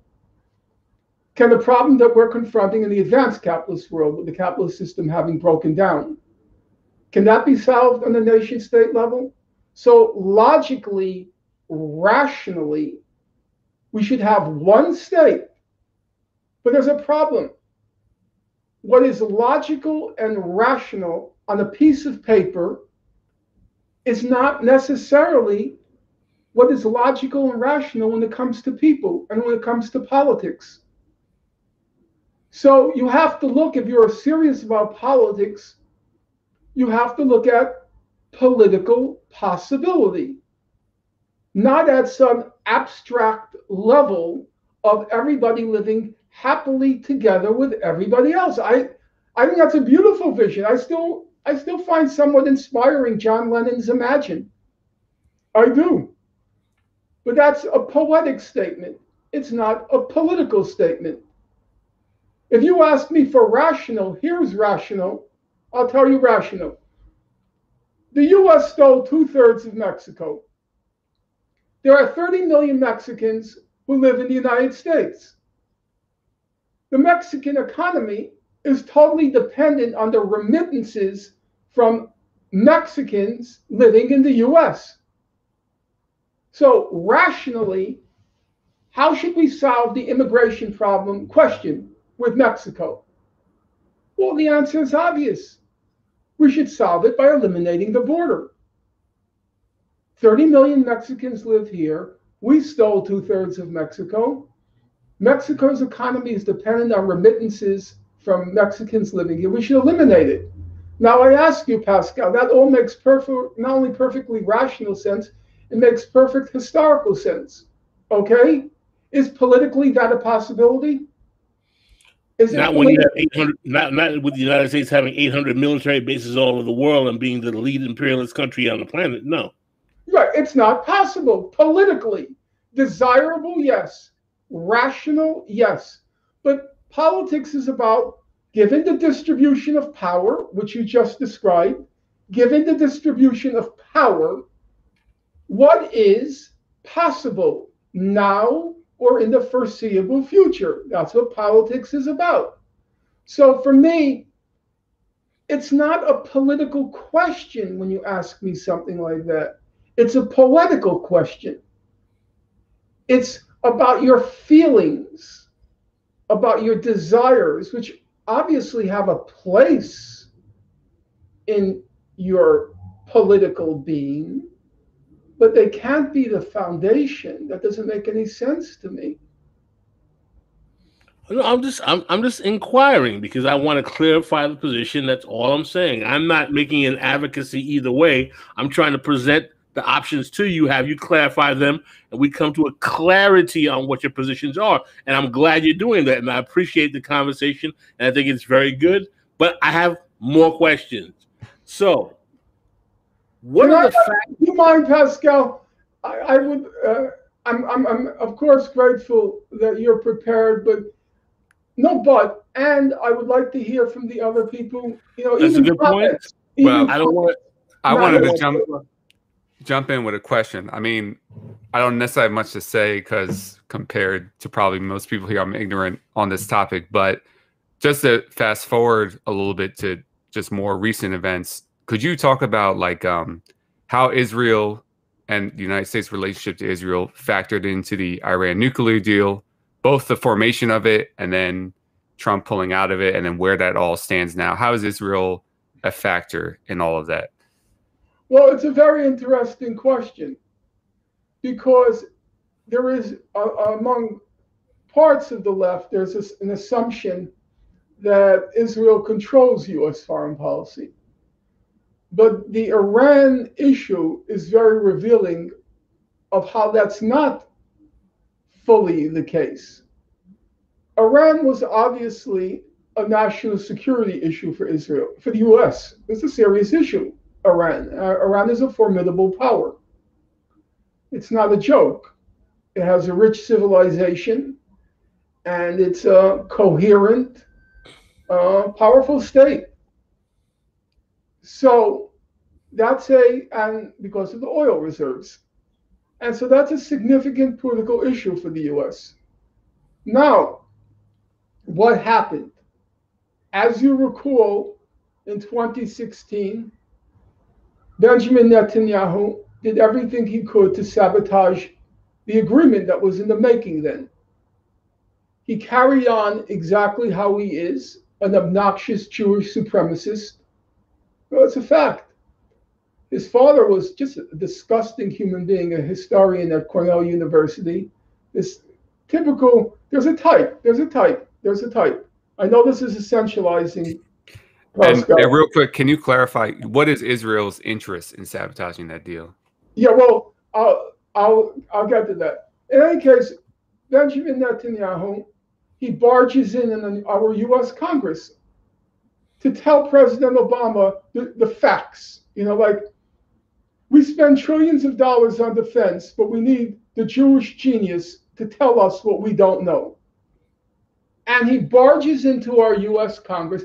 By the way, since this is a show oriented towards African Americans, he would never have done that with Jimmy Carter. He would never have done that with Bill Clinton. They would just pick up the phone and say, "Excuse me, I'm the president of the United States. Get the fuck out of here." It was the typical Jewish racist supremacist that he does it with Obama. I'm no fan of Obama. I find him loathsome. However, it was pure racism. You could say both things at once, which is what I was trying to say earlier about Glenn Lurie. I don't like Obama, but it was clear what Netanyahu was doing. He did it because Obama was black. And that's just something Obama, too. Netanyahu grew up in the United States. His father was this Neanderthal. Where black people are Schwarzes. I guess Prescott knows who that is. Maybe your father never tell you. It was like, I grew up in New York City, my man. I know exactly what the terms mean. Right. Don't let me tell you what my retorts are either. Right. He's a Schwarzer. And it carries on like that. But the point being, he comes to the U.S. Congress. They mobilize the Jewish lobby, AIPAC. AIPAC spends, I think, about $30 million to try to block the deal. Nothing happened. It was a U.S. national interest. They don't care what Israel wants. They will do what Israel wants when it's not a critical interest at stake. Where, say, like with the Cuba lobby, the U.S. went along with the Cuba lobby because there wasn't a critical interest at stake in Cuba, even when Cuba was, wanting to be really within the U.S. orbit. So the lobby has power, but the power ends where a U.S. national interest steps in. And it was a very good question because the same thing is happening right now. Biden is making clear, I'm signing the deal. Israel is hysterical, doing everything it can to sabotage the deal, murdering this scientist, murdering that general, blowing up the nuclear reactor. It's obvious what they're doing. They're trying to sabotage the deal, to create a war and sabotage the deal. But the U.S., I've been following lately the negotiations. It's not even telling Israel what they're doing. It's like, but guys, butt out. No. And you know one of the reasons why? It's very interesting. One of the reasons why is because they just signed a $600 billion deal with China, the Iranians. Probably the most significant political event in the Middle East since the end of World War II. The Chinese are quietly stepping into U.S. turf. It's a very funny thing. It's a very funny thing to watch. You know why? Because Trump and Pompeo, they tore up the agreement and they were walking around. We're going to make the Iranians crawl. We're going to make them beg us. We're going to make them do whatever we want. And guess what happened? The Iranians wanted to be in the Western sphere of influence. You know, the technology, everything. They think that for them, the West is still where the action is. Guess what happened? They turned to China. They turned to China. It So is you like can imagine Trump, Pompeo, they open up the morning newspaper, they hear about this there, they're thinking, holy fuck, we just lost Iran. Yeah, they lost Iran. And that's why now Biden is trying to resume the agreement. They're getting worried. There's a problem here. Iran had an option.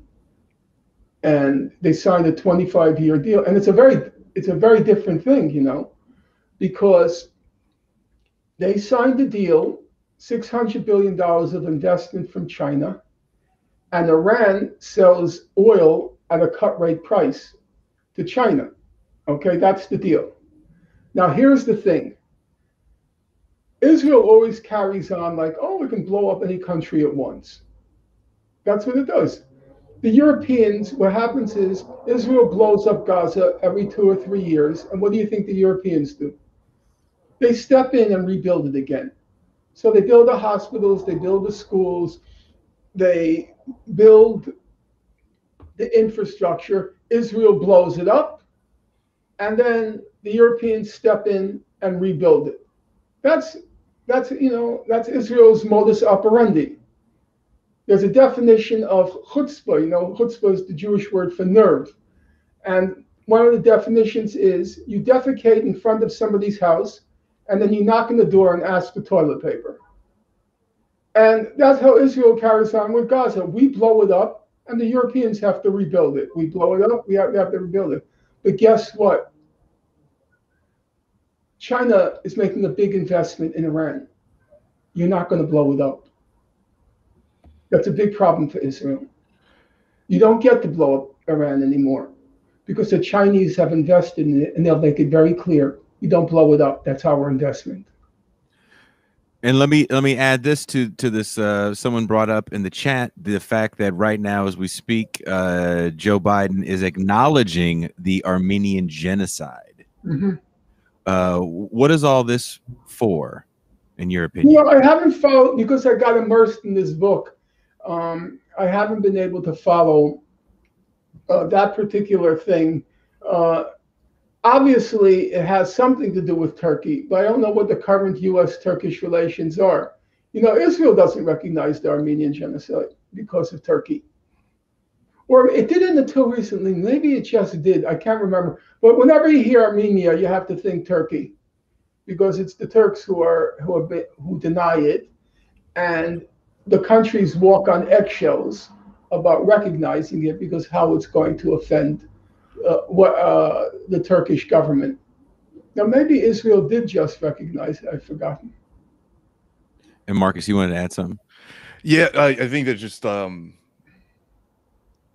between the relationships between China and Iran, and also just China building out its influence throughout, Belt and Road, and even it's kind of amazing. They had this climate summit, top 20 nations or some of the top 20 largest nations, and each head, got to say their piece, and Xi Jinping boastfully says we are, the Belt and Road. It's now the Green Belt and Road Initiative, and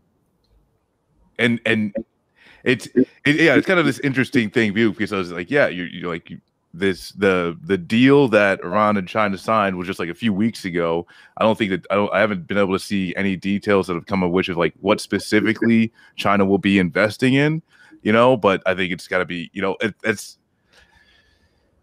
I feel that the United States, and even when we discuss things, right, of like Iran or these other countries are knocking on their doorsteps, but they're not in Canada, they're not in Mexico, they're on the doorsteps of our imperialist, footprint that we've spread across the globe. It's interesting to watch how they operate. They're very low key. The U.S. carries on with the boasting, we put Iran in their place. They don't do that. They're just very slowly, very quietly, like moving pieces on the chessboard.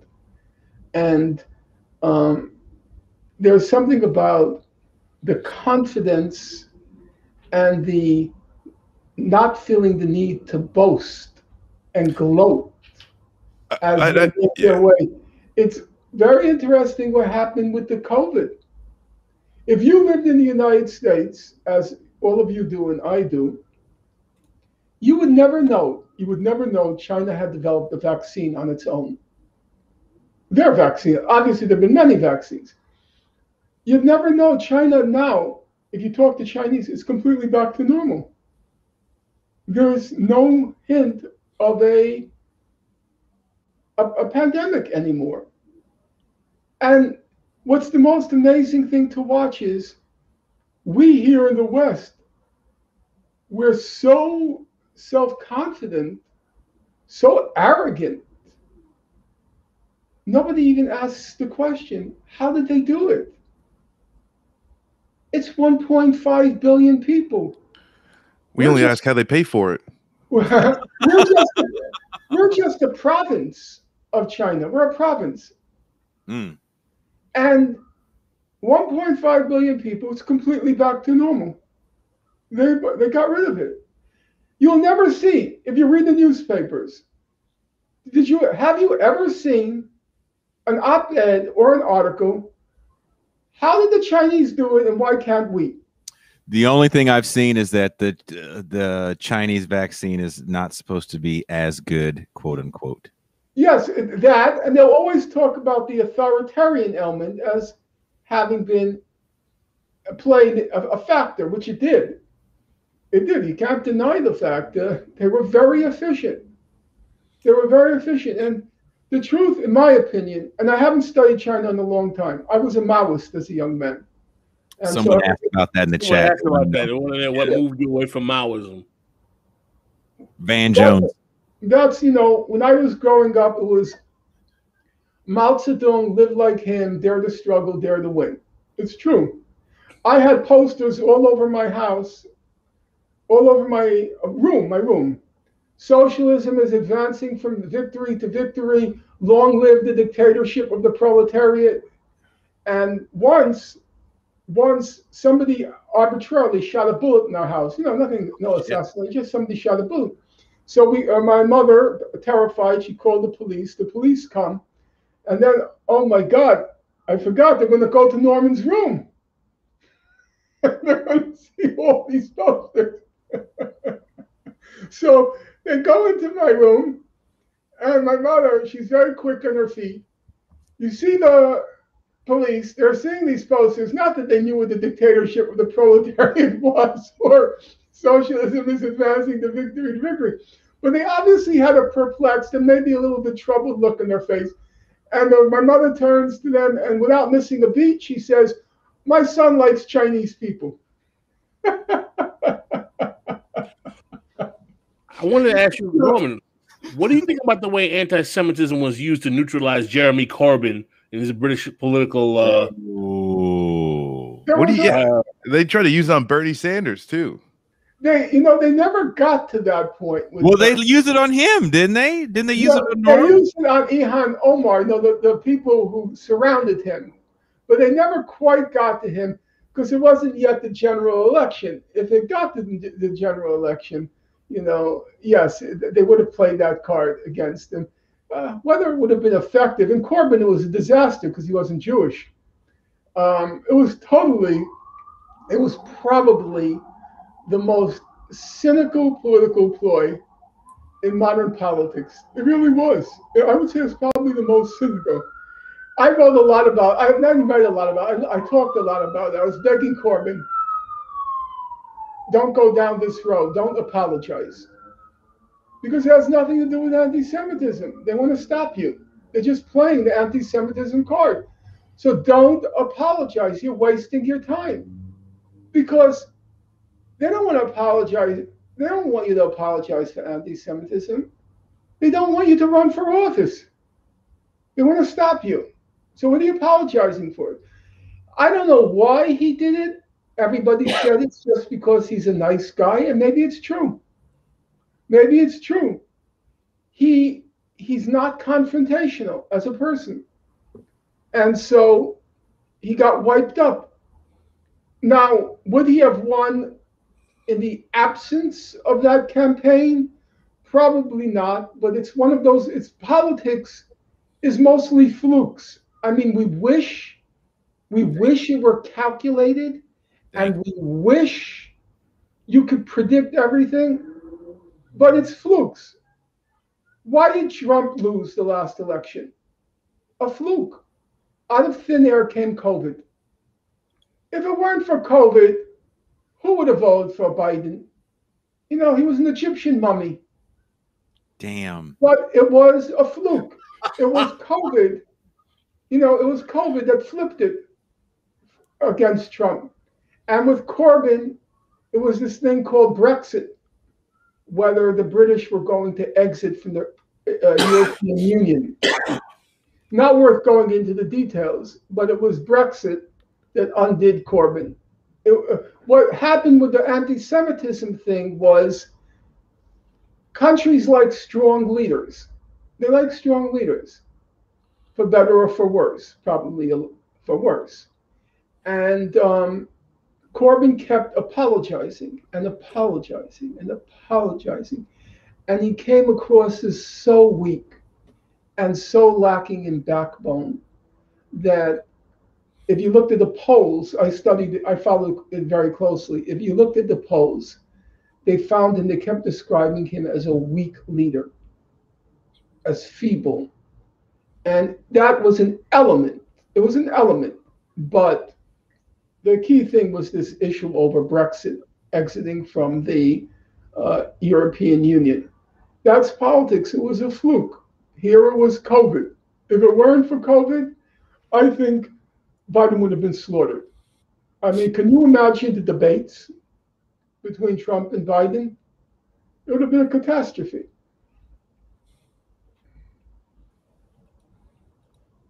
Let's go. Yeah, well, I had a follow-up question that again.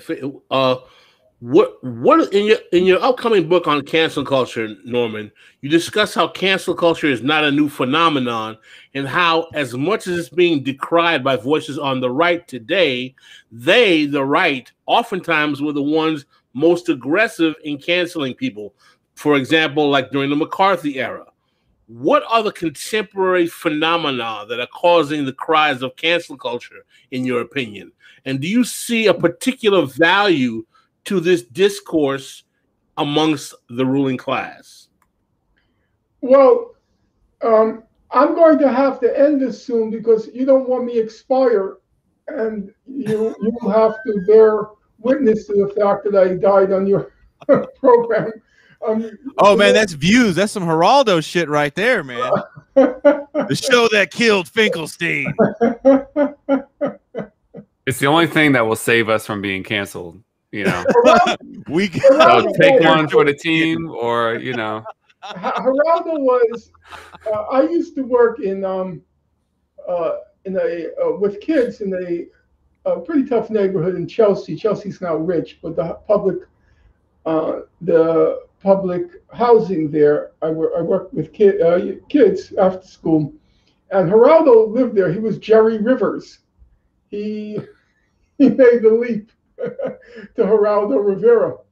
You know who I worked with? I worked with Whoopi Goldberg's mother, Emma. Oh, no shit. Very nice woman. Very sorry what happened to her daughter. But she was actually a extremely modest, nice woman. That's when Whoopi was doing the Broadway shows. And back in that era, they advertised the shows with these posters. You remember they used to whitewash on the wall? And so she was all over the place. And her mother, carried on like, I'm Emma, very nice person.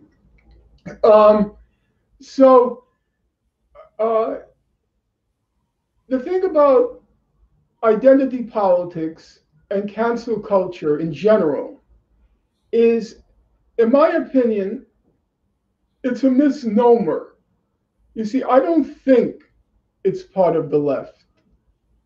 In my view, identity politics has become an adjunct, a part of the Democratic Party. The Democratic Party is in transition. It used to be a mostly white working class party. It's now becoming an identity politics-based party. And one of its instruments, one of its adjuncts is identity politics. And you could see it. It's very interesting to watch. And you all, and myself, we got to watch it in real time. So what happened? What happened? If you look at the elections, if you look at the primaries, the very same people who are the stalwarts of identity politics, the radical, the thisist and thatist, fighting male supremacy, fighting racism, fighting misogyny, holding high pride in their race. Where did you see them? Where did you see them? Where were they featured? They were featured in the New York Times. That's kind of strange. The New York Times is now a radical newspaper. The New York Times, it was calling de Blasio, our mayor, a racist. It was denouncing the police. I'm thinking to myself, New York Times? Is this the same New York Times that I know? And they were featured on MSNBC. Joy Reid, all of them. But here's the thing. The very same people who are the stalwarts of identity politics were the very same people who were called out to stop Bernie Sanders. They were the ones who were called out to stop Bernie Sanders. Look at it. Watch what happened. You remember in 2016 when John Lewis came out and he said, I never saw Bernie in the civil rights movement. I saw Bill and Hillary. You remember in 2020? I think civil rights, I always think Bill Clinton. Yeah, 100. I don't know about you. Bill Clinton civil rights because he played the saxophone. So that's what on Arsenio. Right. They brought out Whoopi Goldberg in 2020. He's on The View. She says to him, she snarls at him, when are you going to drop out of this race? Cool, hip Whoopi. cool, hip, whoopee. When are you going to drop out of this race? She snarls at him. Joy Reid, she brings out a body language reader. Oh yeah, A yeah, body yeah. language reader. Because he was Talk about talking to talk about Jewish. anti-Semitism. Yeah. For real though. He sits all Jewy like. Right. They For brought real. out all the identity politics people to derail the Bernie locomotive. That's their job. That's the quid pro quo. You get a position in the party or the party apparatus, you get quite nice perks. But if there's a socialist, leftist class threat, your job is to play the identity card to crush it. They're not left. They're not the left. They're not progressive. They are hacks for the party to keep that base, some of which is working class, the part that Bernie mobilized, to keep it in place, to crush it. That's what they did. Hey, guys, this is not theory. We watched it. You watched it in real life time. Who were the people? You can disagree with me. And Angela, I get worried that we may have developed an enmity here. And I'd like you to get to know me. I'd like you to get to know me. I think Angela was shaking her head in agreement. Okay. What did they do with the black reparations? Who they go after? You remember what Ta-Nehisi Coates did? Ooh. Bernie has a problem with reparations. Yep. Everybody. They brought out all the big people to crush Bernie. No, that was agreement that you saw, Mr. Finkelstein, Dr. Finkelstein. I was agreeing with you. Yeah. And one thing, Gotta call him Norm. That's what you call a moment of truth. Because you will remember, up until South Carolina, it looked like Bernie was going to win. And they were panicking. and also Remember by the way, Nevada. And then they pulled out the big guns. Reliable Barack, after South Carolina, makes the phone calls to Buttigieg, to Klobuchar. Super Tuesday is coming up tomorrow. Get out of the race. right. Who was he serving? And one interesting thing recently, y'all probably saw this, where still long after the fact, Clyburn feels the need to say, I don't know why they're talking about Biden being like FDR. FDR wasn't good for black people. I'd rather them say he was like Truman. Yeah. And it's amazing. I mean, not just the historical inaccuracy of that, but it's like, why does he feel the need to destroy the legacy of FDR? And we all know, everyone here knows about, yes, we know how the New Deal was limited, but again, it's amazing. They want to destroy the historical memory so that in your mind, anything FDR, anything social democratic is racist.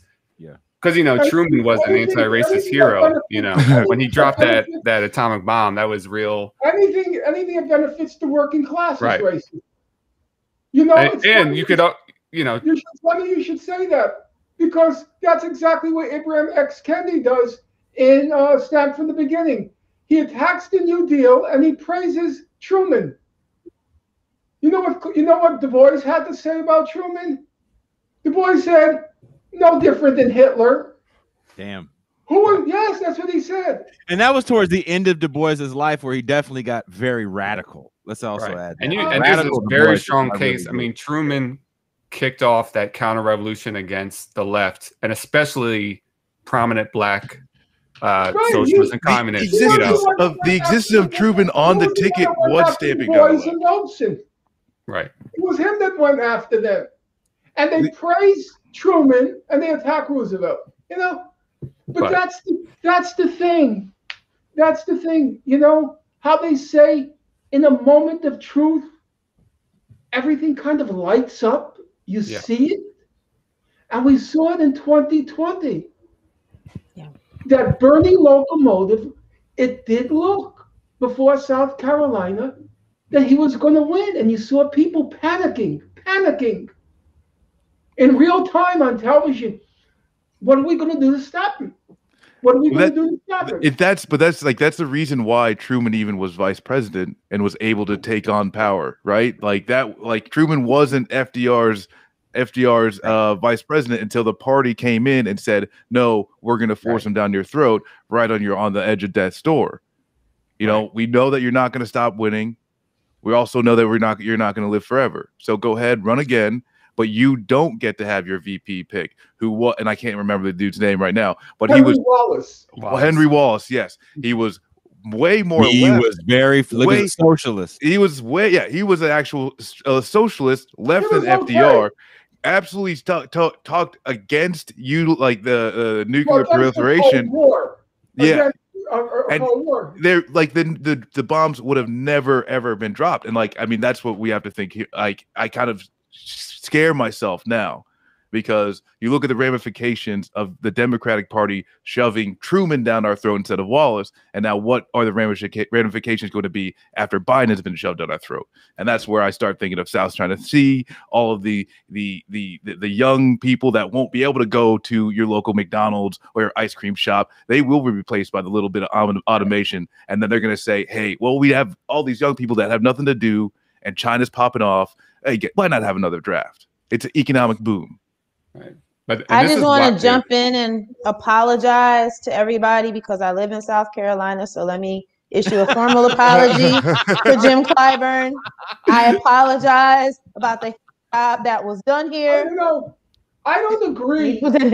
I don't agree with all the interpretations about South Carolina. They say African Americans tend to vote defensively. Yeah. They prefer a moderate candidate because an extreme candidate they're afraid can't win. Mm-hmm. And then it's going to bring in a reactionary candidate. You know, those explanations. But there's one basic problem with that explanation. There's one problem that stares you in the face. And you're from South Carolina. So I'll ask you the question. If Clyburn and Obama had endorsed Bernie and not Biden, who would black people have voted for? Excuse me? You already know the answer to that Exactly. question. Right. You already Exactly. Know. So it wasn't that they're conservative. Because if Biden and Obama if Clyburn and Obama had supported Bernie, he would have won. They were the problem. Right. And they were the problem. They're there to stop a Bernie-type insurgency. That's the quid pro quo for the identity politics. We'll put you in high places, but when push comes to shove, you got to do your job. And you know what? They all do it. They all do it because you want to give up. You want to give up those perks. You want to give up that power. Who wants to give it up? Who wants to give it up? Kennedy got $10 million from the CEO of Twitter. Colors his book deals with Warner. Who's ready to just so you guys know, the CEO of Twitter took my laptop back. So that's what that motherfucker did to me. Kennedy gets 10 million and I got to return my laptop. 10 million. And for them, it's nothing. That's the thing. In my opinion, the main lesson that our ruling class learned from the 1960s is why kill them? Just buy them off. Everybody's got a price. This is what we talked about last night. Just buy them off. We were having a What's $10 million for Dorsey? You know what Twitter, you know what Kennedy is for Dorsey. You know what he is? Cover. As I say in my book, I say he's a fashion statement and he's an insurance policy. Yep. Fashion statement comes out with the braids, looks real cool. You know, white people love that. Liberals. That's why Cory Booker could never win. Damn. Because his name was Cory Booker. Oh, and he got his bald head's not exotic enough. The smartest career move Barack Obama ever made, the smartest, is when he changed his name from Barry to Barack. Because Actually, I would say marrying Michelle Obama was the smartest move. That's a long story. No, Part 2 in the last episode. It was a political move because he was living with a Korean woman. They were in love. Was she hot? Yeah, she was. She still loves him, or maybe she loves him now because he became president. She's a professor. She teaches anthropology at Oberlin. In any event, they told him point blank, if you don't marry a black woman, you're dead in Chicago politics. That's what they told him. It's all documented. And he dumped her. Everything for Barack Obama is a career move. Right. You don't understand that. People don't want to hear it. It was manufactured. Obama was as religious as Karl Marx. If you listen to his friends, every single one of his friends says the same thing. Obama doesn't have a religious bone in his body. And then he knew in Chicago, well, he said himself in one of his speeches, he says, the American people are religious people. That's just a fact. Gotta discover religion. I recently read a book of his speeches. I was shocked. About 90% of his speeches are about God and grace. I'm serious. And here's a guy who every single one of his friends says, this guy doesn't have a religious bone in his body. At least he didn't call it 2 Corinthians like Trump did, though. Okay. So then he changed his name to Barack, and white people love that. And that's the thing with Kendi. You want to get an extra $10 million? Here, Angela, Pascal, Prescott, it's a little hard, Mr. Myers, and the other fellow. All you have to do is throw an X in your name. No, it's true. I think the real question is how will white voters stick in an X? He became Ibram X Kendi, and he's chill. And white woke people love it. The real question is. Wait, Pascal, you said you're from Brooklyn, from New York. You don't know Queens, that? man, Queens. Don't You mess don't me know up. that? You know how you used to be able to tell a fake white liberal? There's one way always telling a fake white liberal when I was growing up. They always loved jazz. We always loved jazz. True. I hate jazz. You know why I hate jazz? Because every time I think jazz, I think those fake white liberals. And now they became, I love Obama. I love Obama. So Kendi, he throws in an X, gets the braids down to his shoulder, and he's a fashion statement for Dorsey. Now I'm cool. I'm chill. I'm down with the hood. I hang with Ibram X Kendi. And as you said, he's covered. It's a insurance policy. So Kendi will never say anything against him. And what's $10 million to this guy? I mean, it's an insurance policy. Insurance policies cost money. So he throws in $10 million, which for him is like a dime. And he's got his insurance policy. That's how it all works. That's the thing. That's what identity politics is. It's just an insurance policy for the ruling class. Paul, you got to take off. Crush any I class movement. I unfortunately have to leave. I just want to end with this, though. The real question is, how will white voters react when Cory Booker's T-Bone runs for president? That's the real. Well, what happened when T-Bone runs?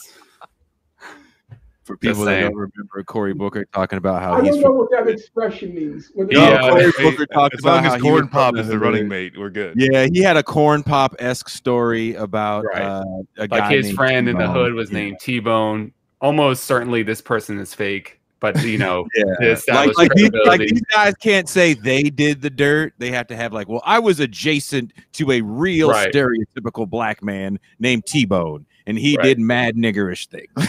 Right. That was Obama's shtick That was Obama's shtick at Harvard Law School.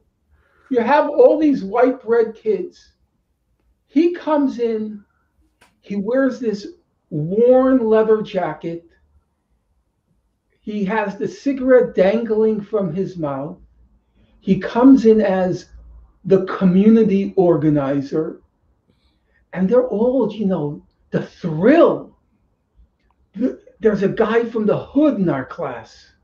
And he played it. The thing about Obama is, it's not that Obama's half black that's of interest. It's that he's half white. He grew up, his father wasn't around, his mother was never around. His mother was an anthropologist, and she was always off in Indonesia or elsewhere working for the Ford Foundation. He grew up, his white grandparents raised him. He grew up in Hawaii, and Hawaii's a kind of strange place. It's an inverted prejudice. The only prejudice in Hawaii is against white people. It's an odd thing, Hawaii. So he got to know white people inside out, upside down. He knew exactly what buttons to press. It was intuitive to him. And that was his art. He knew Obama's art was, he knew how to get white people to feel good about themselves by feeling good about him. How to get white people to feel good about themselves by feeling good about him. That was his art. He knew white people upside down, inside out. And it worked. You should read the stories with Harvard. They're all so excited. Oh my God, somebody real from the hood. Did you see? So there's a series on Barack Obama, and my girlfriend and I are trying to find something to watch with the child, and she's going through the Netflix shows. And the thing, I don't know if you know, if you're scrolling through and you go over a show title and you try to read what it's about, now it plays a trailer, right? So it's playing a trailer of this Barry series. There's like a series or a movie about a young Barack Obama. And there's a scene where the young Barack Obama is saying to his mom, he's like, "I'm the only black man in all of my classes at Harvard." I'm like, haven't you been kind of the only cat around? You lived in Indonesia. I mean, how many Negroes was with you living in Indonesia and Hawaii? He only hung around white people before Harvard Law School. There were 2.5 years community organizing. Anyone who knows anything about community organizing, 2.5 years, you haven't even gotten your feet wet. Because the whole thing about community organizing is you have to build trust in the community. They have to believe that you're not just another hustler coming in. And that takes a long time. That takes a very long time for people to trust you. 2.5 years is not community organizing. In any case, he played that shtick of the community organizer at Harvard. And they went for it. The stories are just actually kind of funny when you read. He went to Columbia. His two girlfriends, he had two significant relationships. One was a white woman from a quite established family. One was a South Korean. Now, the South Korean, it's interesting. South Koreans, I'm afraid you're going to attack me, Pascal, but I'm going to essentialize. Pascal is a huge fan of Sandro. They tend to be insular and racist. Yes, and insular and racist. Her father, the girlfriend's father, was a general in the army, in the South Korean army, or a senior officer. I think general, but I could be wrong about that. A senior officer. They got along fine. There was no self-awareness of being black. You know who made him black? The Reverend Wright in Chicago. Took him under his wing. Who he pushed it back against when he said that about white women. Everybody talks about his famous race speech. You know what his race speech was? He took his grandmother, he took his pastor, He took the woman who raised him, his grandmother. He took his pastor, who was his surrogate father, and he took both of them and threw them under the bus. That's what he did to get them elected. Get him elected. That's the interesting thing about the race speech. He had no compunction about throwing his grandmother who raised him and his pastor, who was his surrogate father, threw them both under the bus. That's who he is. Do I think that's terrible? Not really, because that's what most politicians do. You have to be honest about that. So I don't have a problem with that. What I have the problem with is this Obama cult that he can do no evil, that he's better. He's like them all. He's like all of them. Okay, guys. So. Here I am. Thank you very much. You're welcome always to visit, but please, no jazz. These instruments behind me do not play jazz. They do not play jazz. So, Angela, a genuine pleasure. I know, for your generation, I can come across harsh. I know that, and abrasive. It's not because of my age. I don't think it's because I went through so many quote unquote radical phases, only to be disillusioned, only to watch people in whom I invested a lot, and then just see, when I was a kid, a 16-year-old kid, I lived, swore, and breathed by Angela Davis. I mean, to the point that it was complete lunacy, frankly. And I mean, I live in this all-Jewish neighborhood, and I sent out in 1970 Angela Davis Christmas cards. It's like, I was a complete nut. And now when I see Angela in the midst of a global pandemic, in the midst of mass unemployment, in the midst of so much despair, in the midst of, we're on the verge of mass evictions, and I see she comes out with a radical fashion line. A fashion line now? Sometimes you drop your radical scarf line during a pandemic. A radical, just as I asked Jason last night,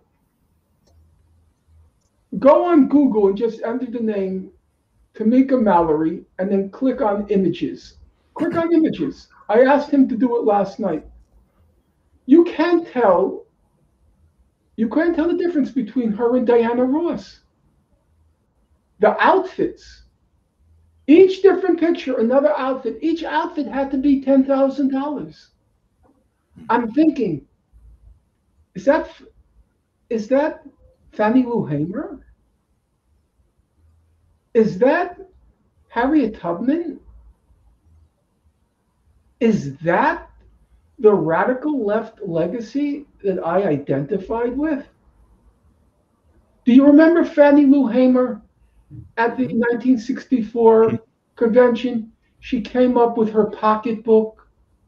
She put her pocketbook on the table. She was dressed in a very simple black dress. And then I see Tamika Mallory stop in the name of love. I hear a symphony. It disgusts me. It does. What you hear from me is disgust. It is. It's disgust at what's happened, at this sham and scam called identity politics.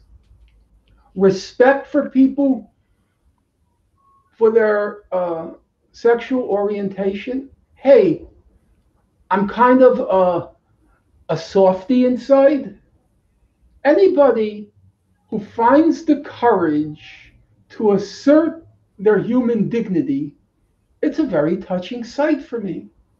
I get kind of watery-eyed, teary-eyed. You're asserting your human dignity. And for me, it's the most moving sight. But this is not what it's about. These radical academics with their pronouns, they're just trying to show you how woke they are.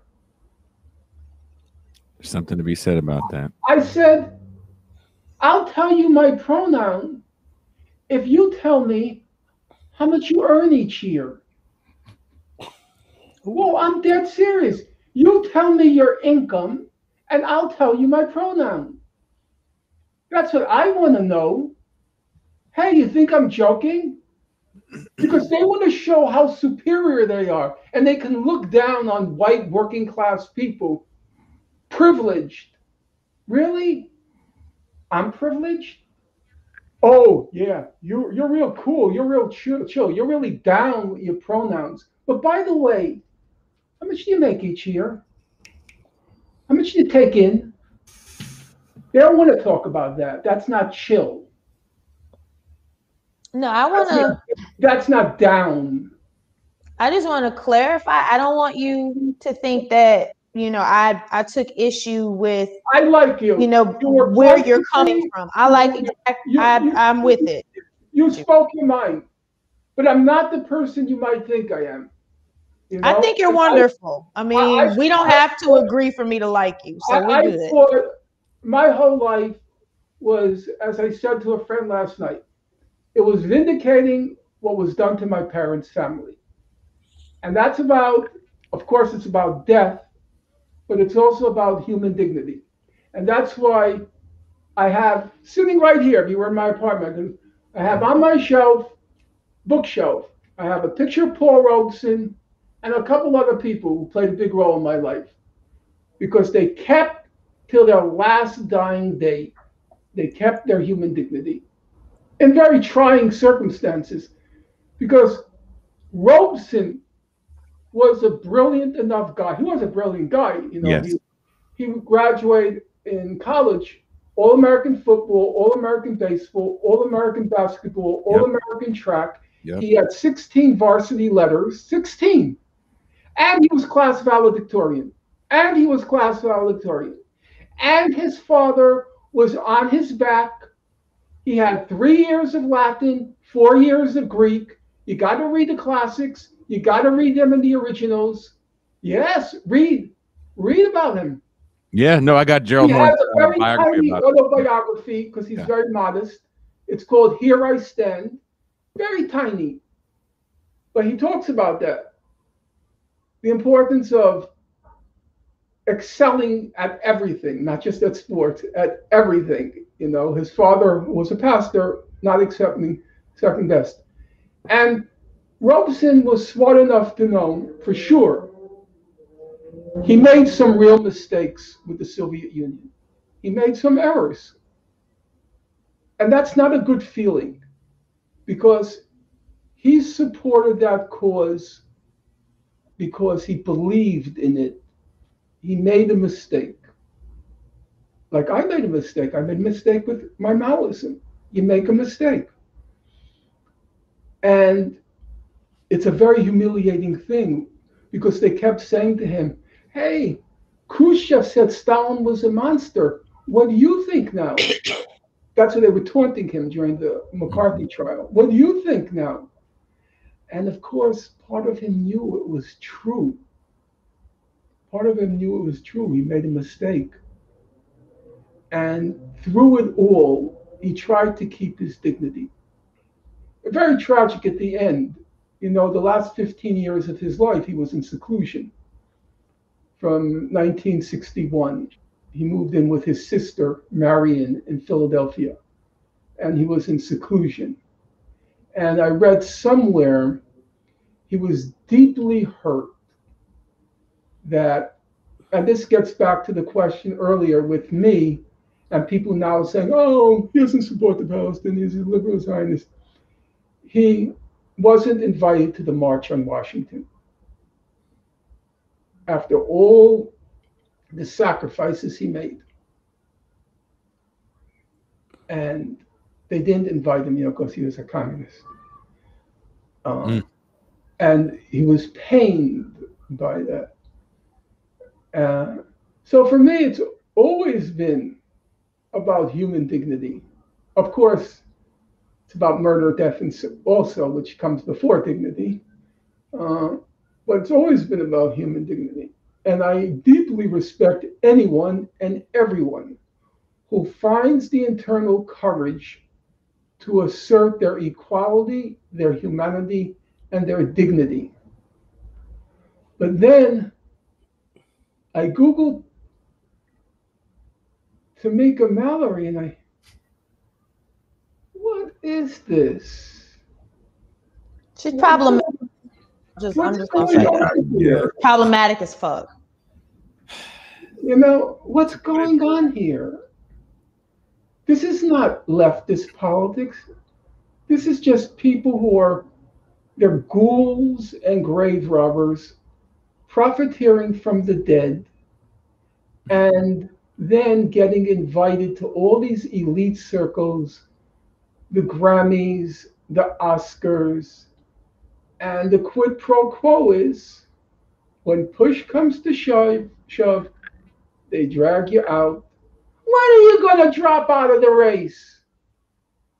She snarls at him. Fills me with disgust.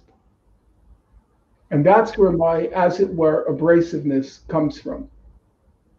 As the expression has it, been there, done that, and I'm not going through it again. I'm going to call it as I see it. And you don't like it? Okay, cancel me. But guess what? It's too late. I was already canceled. Hey, thanks again for coming on, Norm. Okay. We want to have you back at some point, probably when the book is done. And we can talk more about the book and also get more into all 75 books you've written. No, 75 is my book sales.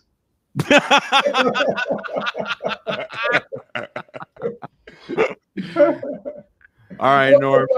Nice. Hope you enjoy being on the show, Norman. I'm at the age where I can't remember when we started. 2.5 hours ago. We was on here for a long ass time. You are the longest guest we've had so far on a Saturday. Okay, guys. Nice to meet you. Hey, peace. Pleasure to meet you. Peace, Norm. That was Norman Finkelstein. I warned you guys that the show was going to be fire. You people looked at me and commented in the chat, oh, that seems interesting. And I was like, you don't understand. I've been having phone conversations with this man. And he pulls no punches. He is not for the bullshit. And it's going to be an intense call. I think even Pascal was shocked because at some point he probably saw his career literally just die before his eyes. He's like, nigga, I'm working on a book and you are fucking all my shit up with the white people. It's on 0 too. I saw Pascal just go. That's why he left for a while, because he was trying to just figure out how to save the show. Save the book. Well, Marcus too. They said you're canceled too as well, Marcus. Well, of course I'm canceled. I need to be canceled. But no, I think especially when he talks about the pronouns thing, that was like something I was like, okay, whenever he gets done talking, this needs to be addressed. I appreciate Angela, you having the strength to just make that happen. I'm glad. By the way, I didn't know what Angela was going to say. She just looked like she had something to say, so I just went to her. But I'm actually glad she took the opportunity to lay down that marker, and I think that was an important statement to make. And regardless of what Norm says, I don't believe in essentializing people, because it basically limits the capacity to realize the humanity of individuals who may be relegated to a certain space. I mean, whether sociology says it's normal or not, well, sociology has been used for all kinds of horrible things. I just say that members of X community tend to do X, Y, Z, and I leave it there. I don't like to lay blanket statements on anyone, and just categorize them. But I think at some point it's like, it's just like, well, you're not wrong if you want to use this definition. No, I mean, listen, yeah, but like, how does listen? I'm not saying he's wrong. Listen, as a person who comes from a community of immigrants, my parents are Haitian. I hear my parents all the time speak this is why I identify. Speak horrible things about Haitian. Oh, Haitian people do this. You can't. Haitian people do that. You can't trust Haitians to do this. And they talk about their own people. So I understand for him as a person who is Jewish why he will say. I mean, Haitians do it all the time. You would think they hate each other just based on what they say about each other. So I can understand him as a person growing up in a Jewish household with his parents being like, I'm sick of these people, blah, blah, blah, and making those broad statements out of his personal experience and emotional frustration. But I don't think that should be the go-to methodology as a society that we make about categorizing whole collectives of people at all. I think he speaks in an understanding that like the he said it like, well, in sociology, this is how we talk, this is how things are understood and said. But and also too, it's like by the time we got to the end of it, when he's talking about the pronouns thing, he's not talking about people expressing, hey, this is what you should address me as. He's talking about a very specific moment in which case one professor was trying to woke scold him, and that topic happened to be, that. And that's where from, when I was saying that coming in too, was just saying like, listen, like, yeah, you may not be wrong. And this is like a Big Lebowski quote. Walter, you're not wrong. You're just an asshole. I'm not saying Norman's an asshole. I'm not saying Norman's an asshole. No, I get it. But his language that he uses, he's relegated. I'm okay to use it because I'm a sociologist and this is how we speak. But is this message being delivered? Well, I think the fact that we're talking about the language, right, is now. And it was something, there was people that were kind of upset that the show was being a little derailed. And I was like, look, let's just address this real quick because people need to see how you do this shit properly. Because I don't know if you guys saw, I think it was in North Carolina where there was a city commission about a development that was coming on. And there was a professor from one of the universities in North Carolina, and she was a doctorate of public health. She's a doctorate in public health. And one of the commissioners on the city council called her by her last name. She goes, doctor. And that was the second time that had happened in the call. The first time the guy apologized, called her doctor. The second time she goes, it's doctor, whatever her last name is. And the guy goes, okay, Miss So-and-so. She goes, it's doctor, whatever my last name is. And the guy goes, yeah, well, the thing is says Sharon. So Sharon. Ooh. Yeah. Yeah. Somebody wanted their jaw broke. Did I say that? And there's a difference between that over the top assholedness, someone accidentally saying the wrong thing. But it actually isn't, because all I could think of is anyone who has ever been misgendered simply trying to take a pee in public. And I can't count the times that has happened to me because I don't perform femininity in a way that some people get. They need women to have long hair. So when people try to be reductionist, to someone in the chat was like, these are not things that matter. If it's not your lived, I guess it doesn't fucking matter to you. But I live this, and it is violence.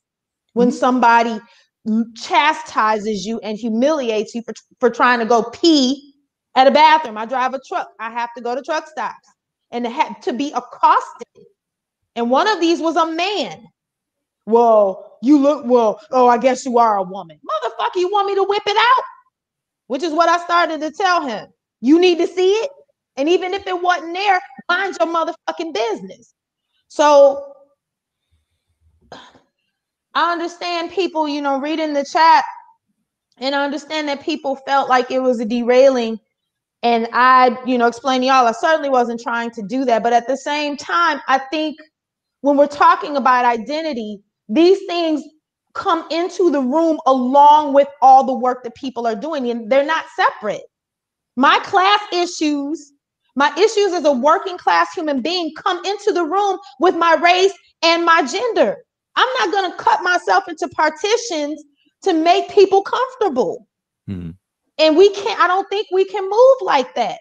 And I also understand where Dr. Finkelstein was coming from about the ways that identity has been weaponized and the way that people are cashing the fuck in on it. He's absolutely on point. It is disgusting. It's embarrassing for people who are actually trying to do this work, and you got these folks pulling in bag. And these are the people that they're looking at.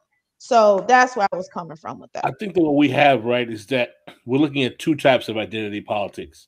We have neoliberal identity politics or identity reductionism, and we have people who are rooting how their identity is denied resources in political economy, i.e. their blackness rendering them to the reserve army of labor, i.e. black women being under, i.e. working class black women. So there is a classed mechanism or methodology of how identity is being weaponized by liberal elites to basically neutralize a working class coalition of all people addressing the materiality of their personal conditions in a way that highlights how, even though, yes, all of us are all being materially ground to powder as working class and poor people, there are differentiations in degrees because of the way in which these ideas are utilized in capitalism, whether they be gender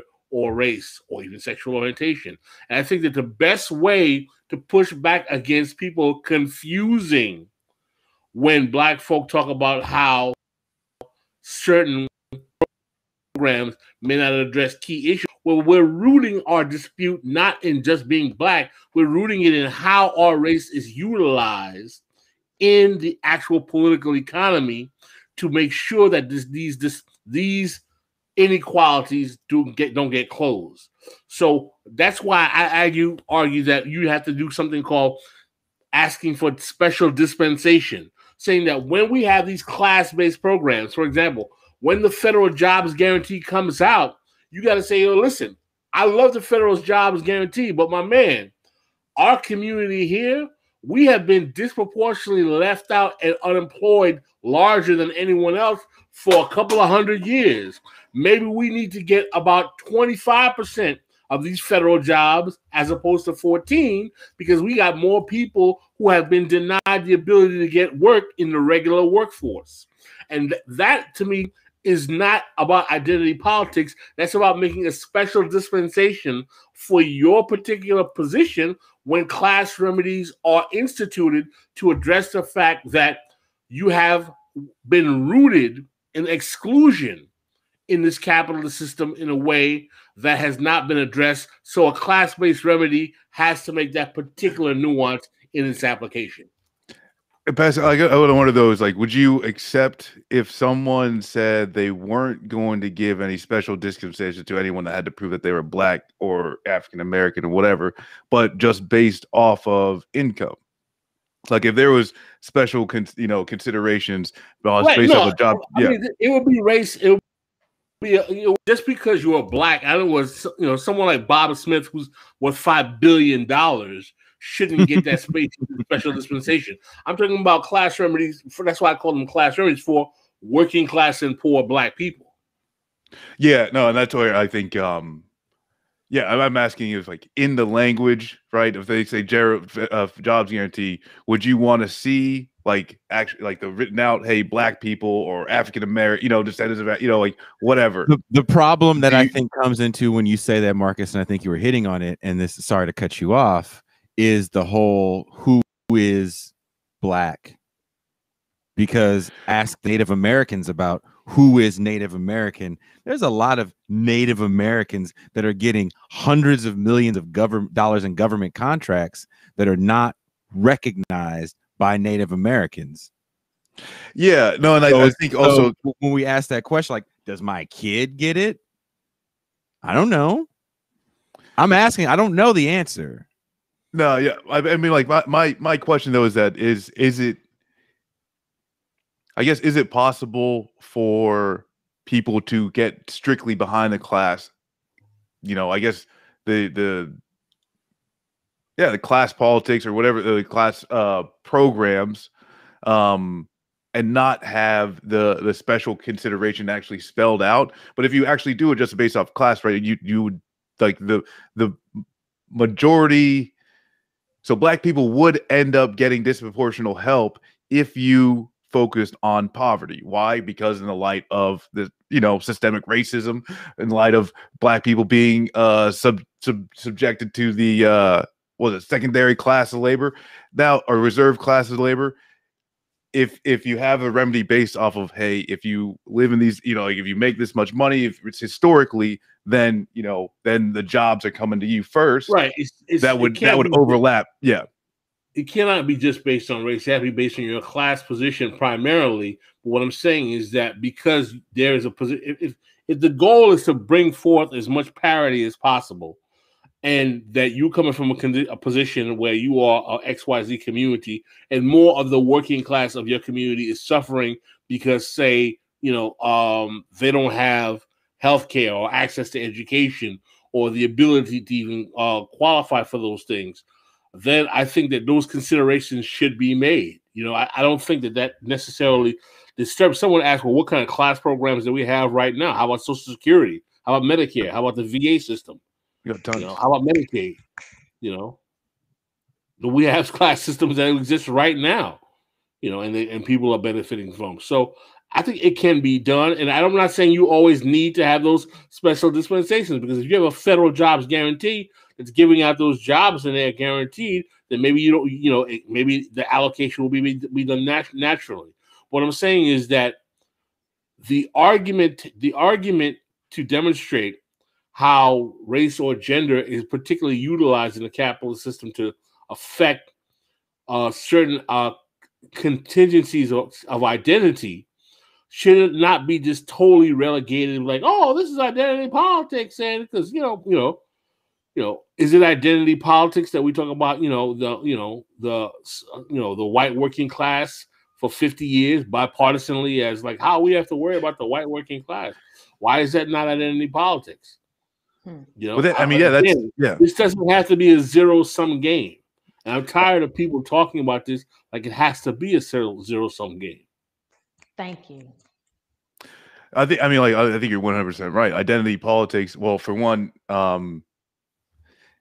there's like this weird thing. It's like going through school is like they teach you like, oh, hey, identity politics is like this thing where actual politicians recognize, the real conditions that certain identities have, and then we'll base policy decisions based off of that.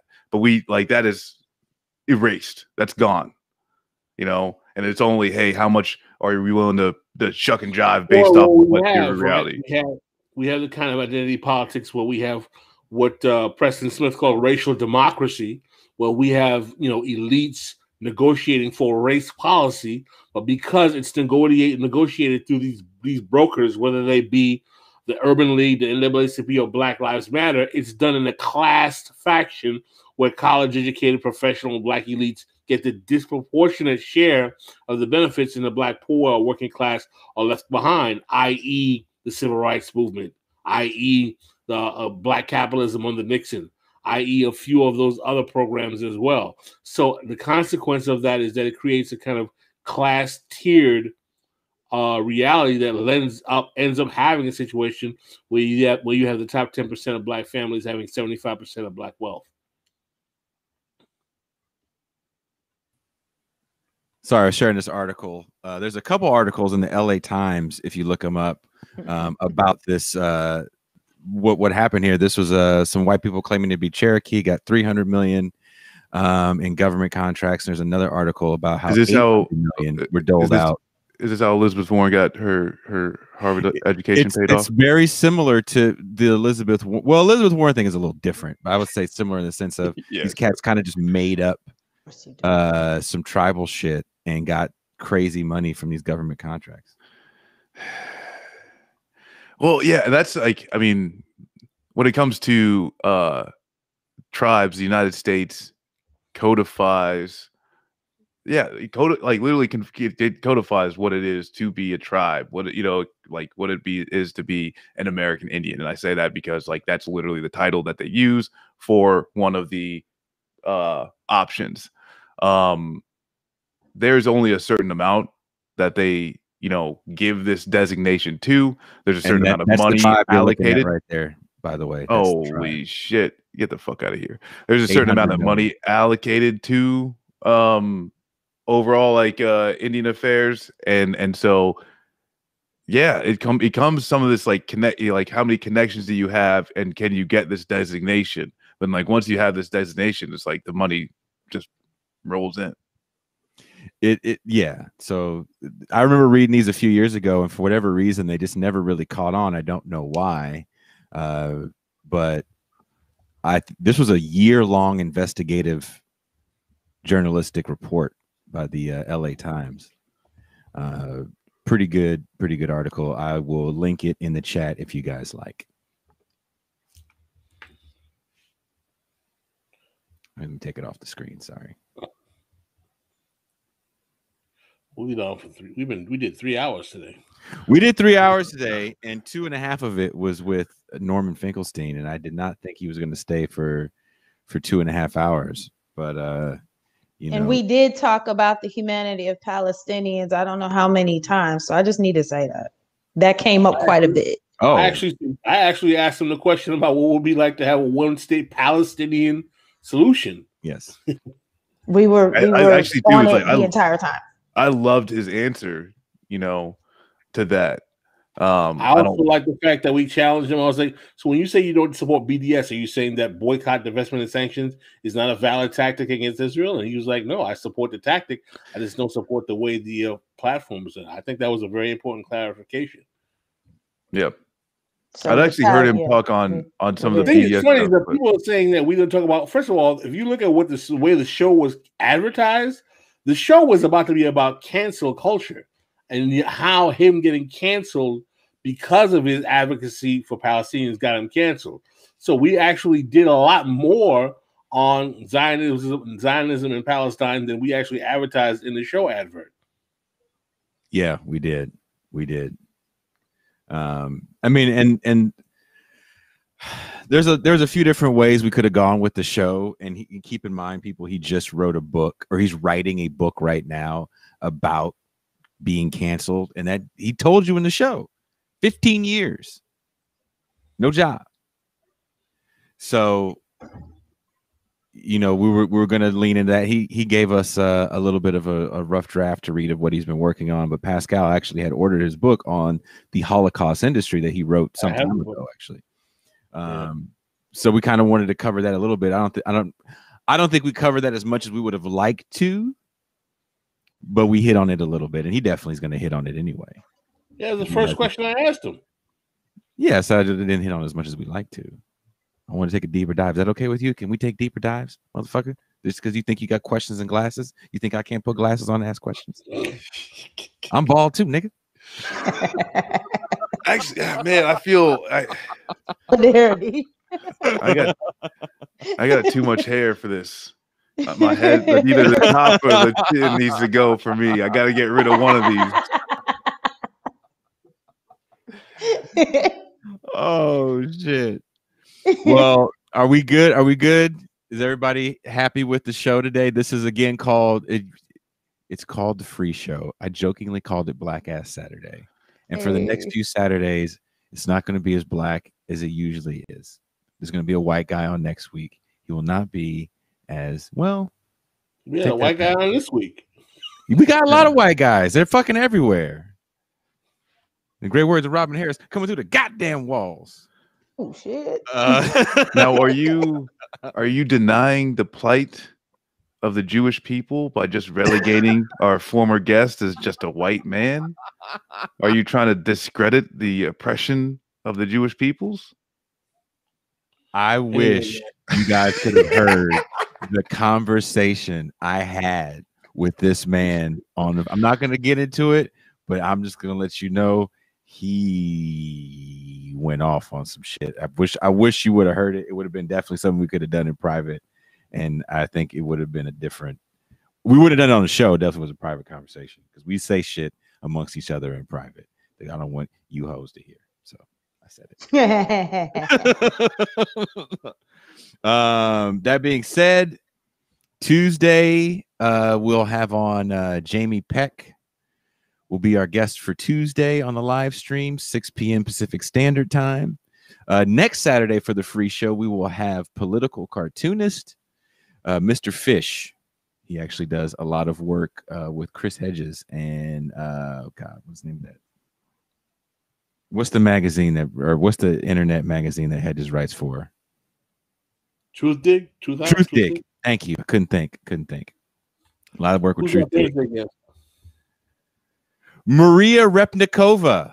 Oh, excellent. Foreign policy guest. We're going to talk about Africa and China with a person that actually works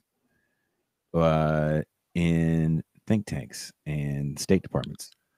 Oh no, that sounds. Oh, is that? Yeah, we've talked with that guy before. Yeah. Well, Cuba is. We usually have Jean Bajan and Cuba on because those guys have actually worked in think tanks overseas and done all kinds of crazy. Janice Graham says, "Can we have Little Marvin on?" Who's Little Marvin? Is he a rapper? Little Marvin? Why does he spell little properly? People will be like, try to get Vijay Prashad. You think look again? It's hard. Angela, tell these people it's hard to get people on the show. Like everybody says, you guys should have Brianna Joy Gray on. You guys should have Brianna Joy Gray is not fucking with anybody with 1,400 Twitter followers. I said it. I said it. She knows it. Because why people do shit like that? Because if you come on my show and we call you out, and that wouldn't be what we try to do, but let's say we call her out on something. Now she had some motherfuckers with 1,500 subscribers that can't wait to call her out on some shit she said 5 years ago, and she's fucked up over it, and maybe she gets quote unquote canceled over it. Motherfuckers ain't risking that shit for 1,500 subscribers.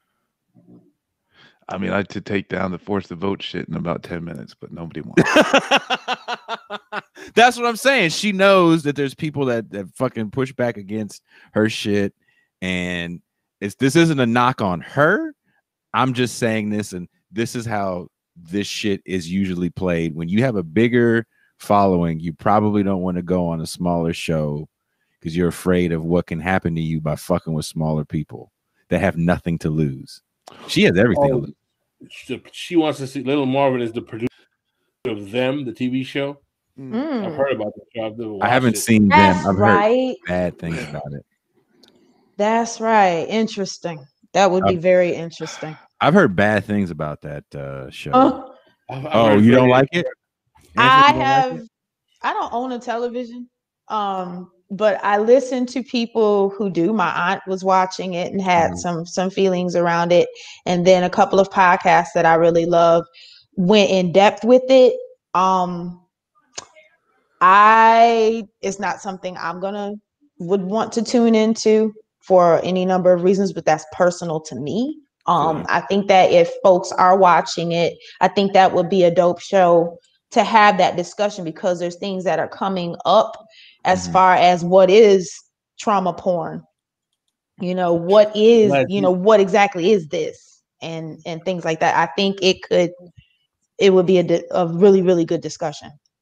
I'm glad you said it. I didn't trauma porn. No, I'll say it all. I never heard that before. I have nothing to lose.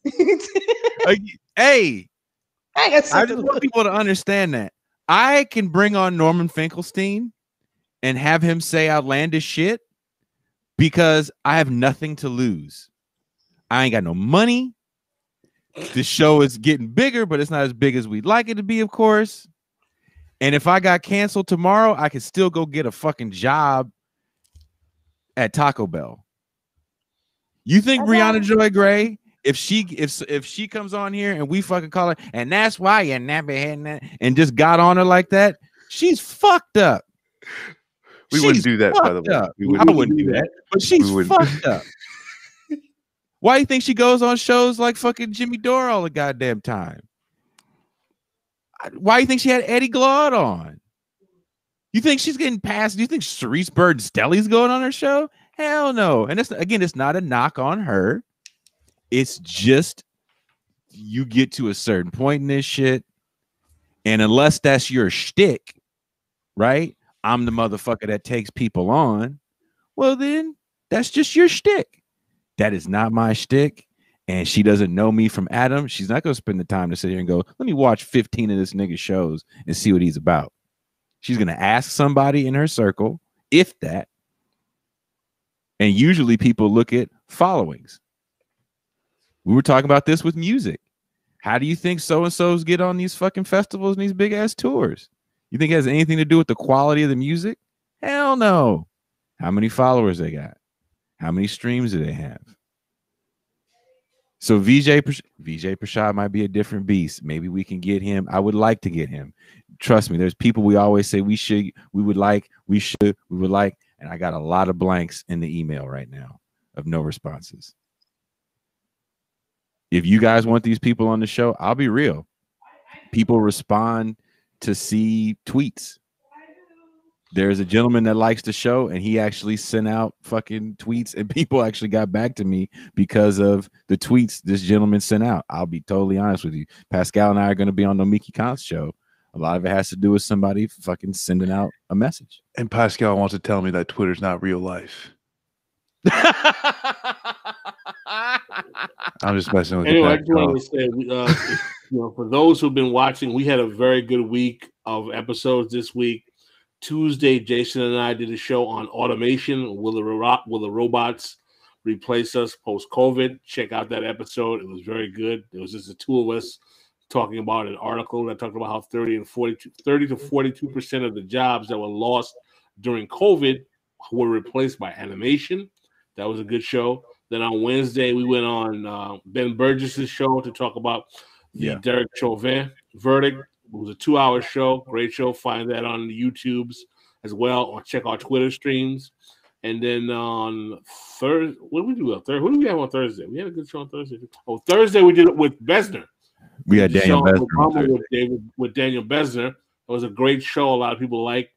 We talked about Obama's autobiography. A lot of people liked that episode as well. And we had today. So we had a really, I think we've had a really good, solid week of production.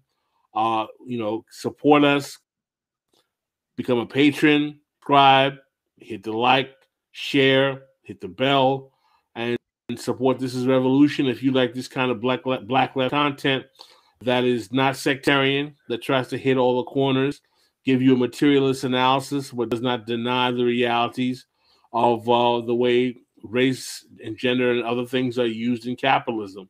And tries to bring nuance here. We don't necessarily say we always get it right, but at least we try to do the best that we can. Also, Pascal is going to be on the homie Kenzo Shibata show with Marcus tomorrow. Yeah, I got you. I'm gonna win, Pascal. This is this is my third time being on the show, so I'm gonna win. As finally we get to do some debate bro stuff. I know that's what you want. Is that his format? Is it debate? No. It's a fake. It's fake. It's like it's almost like if you've ever seen Part of the Interruption, it's like the sports show. It's very similar to that. It's similar to that, but it's like there's no points. People just talk and have a good time.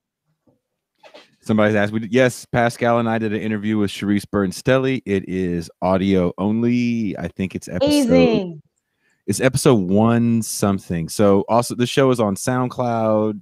Apple Podcasts. There's an audio dump that I do for a lot of the shows. So if you've watched the live streams, you'll find that a lot of the audio interviews are not live streams. So I've done these audio interviews for some time now. So I have interviews from Alex Vitale, Gerald Horn. We're going to have Milton Almaty on May 6th. We've already booked Milton Almaty to talk about Africa, the African continent overall. And apparently right now, Zero Books is running our interview with Adolph Reed, the first hour. If you guys are finding us through Zero Books, definitely become patrons and see the second hour of all these interviews. We definitely get a lot looser on the second hour, as you can only imagine. I have a lot more fun in the second hour. Pascal's nice and loose because it's later over there where he is. So I thought the Adolph Reed episode was a lot of fun because I've never seen Adolph Reed that raw. So that was fun. This was kind of I warned y'all. I was like, look, I'm telling y'all, and I didn't think I was gonna have the whole crew because Pascal had warned me that Angela might have to work today. So I figured Angela might be coming in later. So when I saw her ass show up so early, I was like, oh shit, we got the whole motherfucking crew. And we got an image for the crew that does not include Marcus, and that is for a reason. It's because Marcus, oh damn, chooses to have no image on the internet other than memes. Yep. So you got to either shoot me your press photo. I like that. I'm you can't find me. I like that. I dig that. Like you just made my day. That you're the ghost face of the Saturday crew. Operational security. I was so so the guy that does the images, I'll always send him an image and he'll always take a different image than the one I send him because he's like, nah, this isn't good enough. I'll find a better one. There's my right now, my Avi for Twitter is myself and my cat Winston replacing DMX and Nas as the cover of Belly. And I don't know why you wouldn't want to use that picture. We can't use that picture, Marcus. We got serious photos. Angela, fresh shot. Pascal, that's his lawyer shot. No, you're being speciesist to my cat. I don't like this this is a feline hate that you're trying to bring up in here. I say include Winston. I mean, that's some real shit. Well, include give Winston. Me a fucking shot of you and the fucking cat, man. I got to give it to the guy. The guy sitting here, he's like, Jason, I finally got this image up for you. And I'm looking at it. I'm like, oh, doesn't have, oh, you know why it doesn't have Marcus? Because he's like a fucking myth. It's a ghost. Put Hell your yeah. fucking government name on that shit and fuck your whole life up. Oh no. Like cats and dogs here. I got 2 dogs. I love cats. I mean, it's not see, that's that whole either or sectarianism. Shit. We like all of them. We like them all. They all welcome here. That's how we do it around here. And also one thing I wanted to bring up with the 3 of y'all, could y'all a PayPal, because some of us cannot commit to Patreon because money get funny sometimes of the year. So we need y'all to make PayPal so folks can come by and drop stuff in the collection plate as they are able. So if you got a PayPal, I'll hit you that way too. I'm just saying. Marcus, when we talk about this beforehand, that I haven't had a chance to sit down with everybody and talk about all these ideas and get all this shit ironed out. So I will take the responsibility for that L. So next show, all that shit will be up. I promise you that. Look at Pascal looking mad. Why are you looking mad? Just look happy for us to change, motherfucker. I'm not. Wow. Yo, that's my normal. Yo, man, I'm just not Mr. I don't do all the time, man.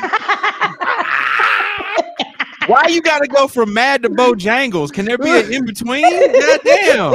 Welcome to This Is Revolution. Seriously. Why? Oh, listen, you ever look at the classic pictures of people, black people in the 30s and 40s? You ever notice one thing? No one is smiling. Do you know why that is? Cameras didn't work like they work now, motherfucker. This shit took forever. Them niggas took the picture, nigga. That's why it looked like that. I've been sitting here for 25 minutes with these badass kids. You never got kicked in the nuts by a child taking a picture before, I can tell.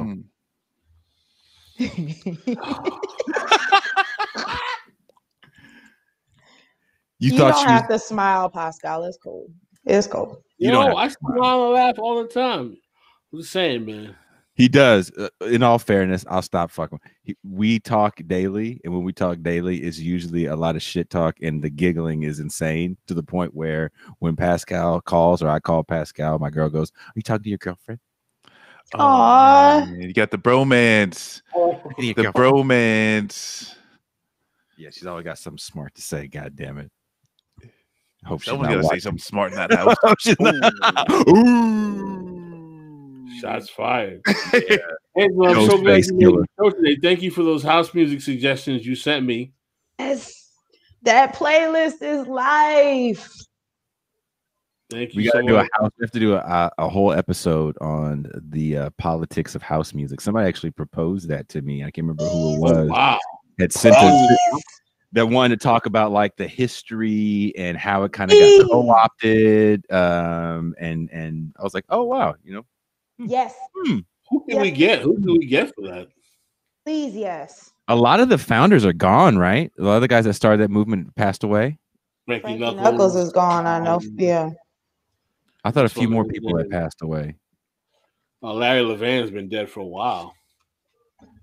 We'll figure it out. I want to do a music episode. We're definitely putting one together for the 4th of May. We're going to talk about the future of music in the COVID era. So there's a lot of good shit coming on. Pascal, I did get a confirmation from the dude that wrote that Washington Post article. Dope. Excellent. Tell people about the Washington Post article real quick. Yeah, there was an excellent Washington Post article written by a future guest that was shared with us by our friend of the show, Tori Reed. It talks about how one of the obstacles to police reform is the makeup of municipal governments and how the municipal governments defer a lot of police decision-making to city managers as opposed to the mayor. Oftentimes what you see is people saying, well, how come the mayor these times? So how come the mayor can't do X? And the way in which these cities have been structured is that they defers political authority to police management to alternative structures that are actually outside the jurisdiction of the mayor's office. Interesting article, and we're going to have the guest on who wrote it to talk about it. We'll share that right before we have that. When is that? Next Saturday? May 18th, which is a Tuesday, I believe. And one of these Saturdays, I have to look on the calendar. We have a woman that's going to talk about, she actually had wrote a paper about homelessness in LA, and a decision was coming down. I don't know if you guys saw it, where the mayor was like, well, we're going to round up all the homeless people and we're going to put them in shelters and housing. We got all this money for it. We're going to do it. But what was happening, the homeless rights advocates were saying, well, what you guys are trying to do is put them in temporary housing, not permanent housing. And you're using this as a way to round them up and get them the fuck off the street, because the people that were behind this bill were developers and the real estate lobbies. So this woman actually wrote a paper that a judge used to put a halt to the whole thing. And she's coming on the show as well. So we got some interesting shit planned. Someone said you guys shouldn't always go for the big names, try to get local people. I have, and we try to. It is harder than you think, basically, because we have different movements. We all live in different cities. Angela lives in South Carolina. Paul is in Philadelphia. Marcus is in the Northeast. And Pascal is in Miami. So, and I'm in Oakland. I mean, you would think there'd be a lot of Oakland people on. If you listen to the show when it was just audio only early on, when people still were coming in my studio, it was mostly just local, because there was people that were around that were community organizers, and we would do this same thing in studio, which I thought was a lot more fun. I can't wait till the world opens up again. I'm going to fly you chocolatey Negroes out. Every week. I'm saving all my lunch money for that flight to fly you chocolatey Negroes out here. And we can have an in-studio show. We'll do it at the studio on the big stage. We need to have a leftist media influencer house. We could start developing that up. That way we all meet. The studio's all there for everybody to use. Yeah, make it happen. That was the original plan with my studio. It just didn't work out that way. COVID came and scared a lot of people, and then I didn't want just anybody walking in the door, and also where it's located scared the Jesus out of most people that would come by, because the homeless campus it was just so massive and started to get really violent. So that being said, I want to say thank you to my wonderful Saturday Crew co-hosts. Maybe we should make some Saturday Crew t-shirts or some shit like that. Just trying to figure out how it will work. Working on some merchandise designs. Actually, while the show was going on, I was having a back and forth. That's why I was gone. About some designs for some ideas for This Is Revolution stuff. So I'm excited. Tomorrow, oh shit, I forgot to say tomorrow. So Pascal and Marcus are doing their thing tomorrow. Kenzo Zabata show. Tomorrow, me, Ben Burgess, Forrest, who else? I'm gonna say his name wrong. Karthik. Thank you, Marcus. Yeah, I was actually DMing with Karthik this morning. We're doing a show. Are you coming on the show tomorrow for the Oscars? Me? Yeah. I wasn't invited. You're just telling me about it right now. You're invited. I'm invited to what now? The Oscar show. What time is it? 8:00 your time.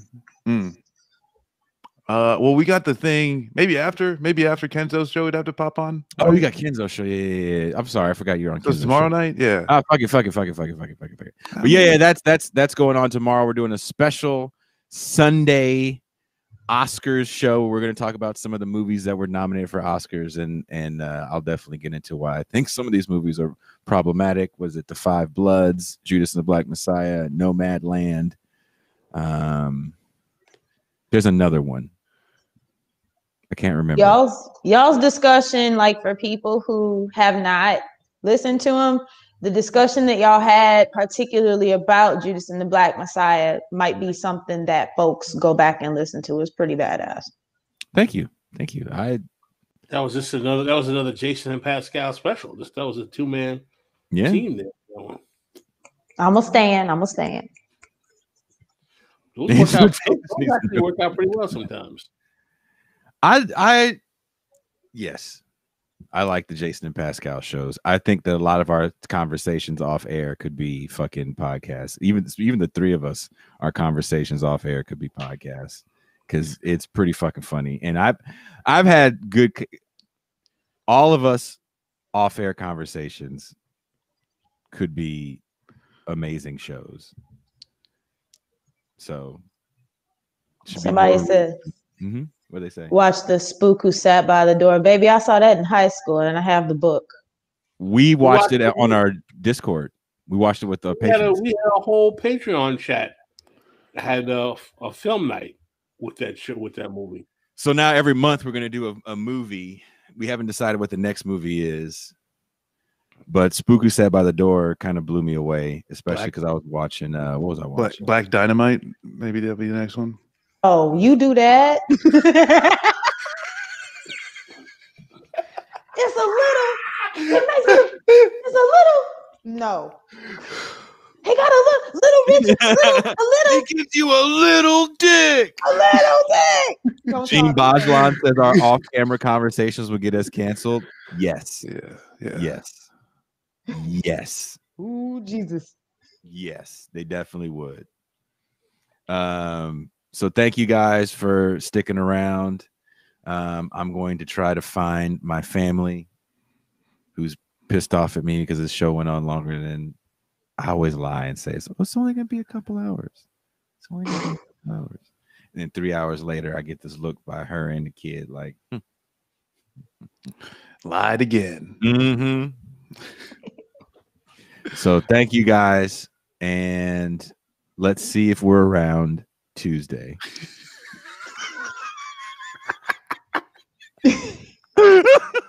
There was a couple times I do want to say this on air. There was a couple times Pascal went, "Oh,"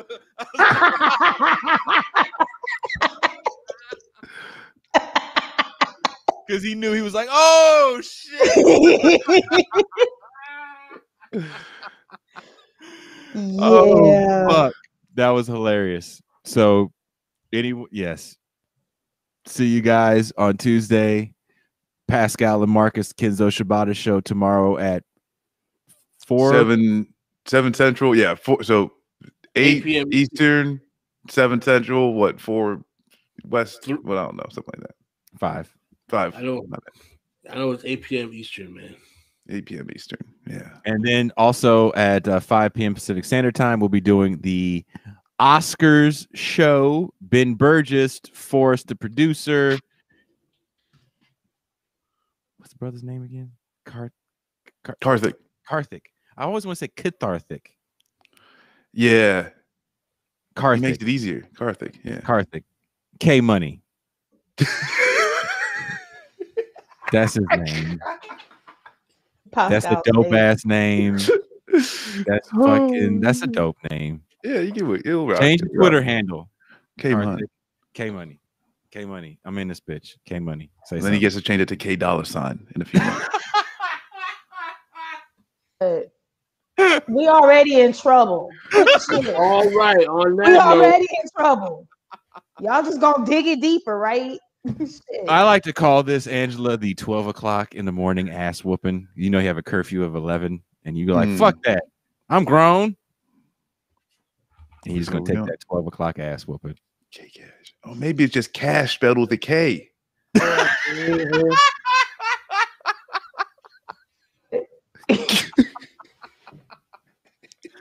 Oh, shit. Well, Karthik, Forrest, Karthik actually, it was his idea.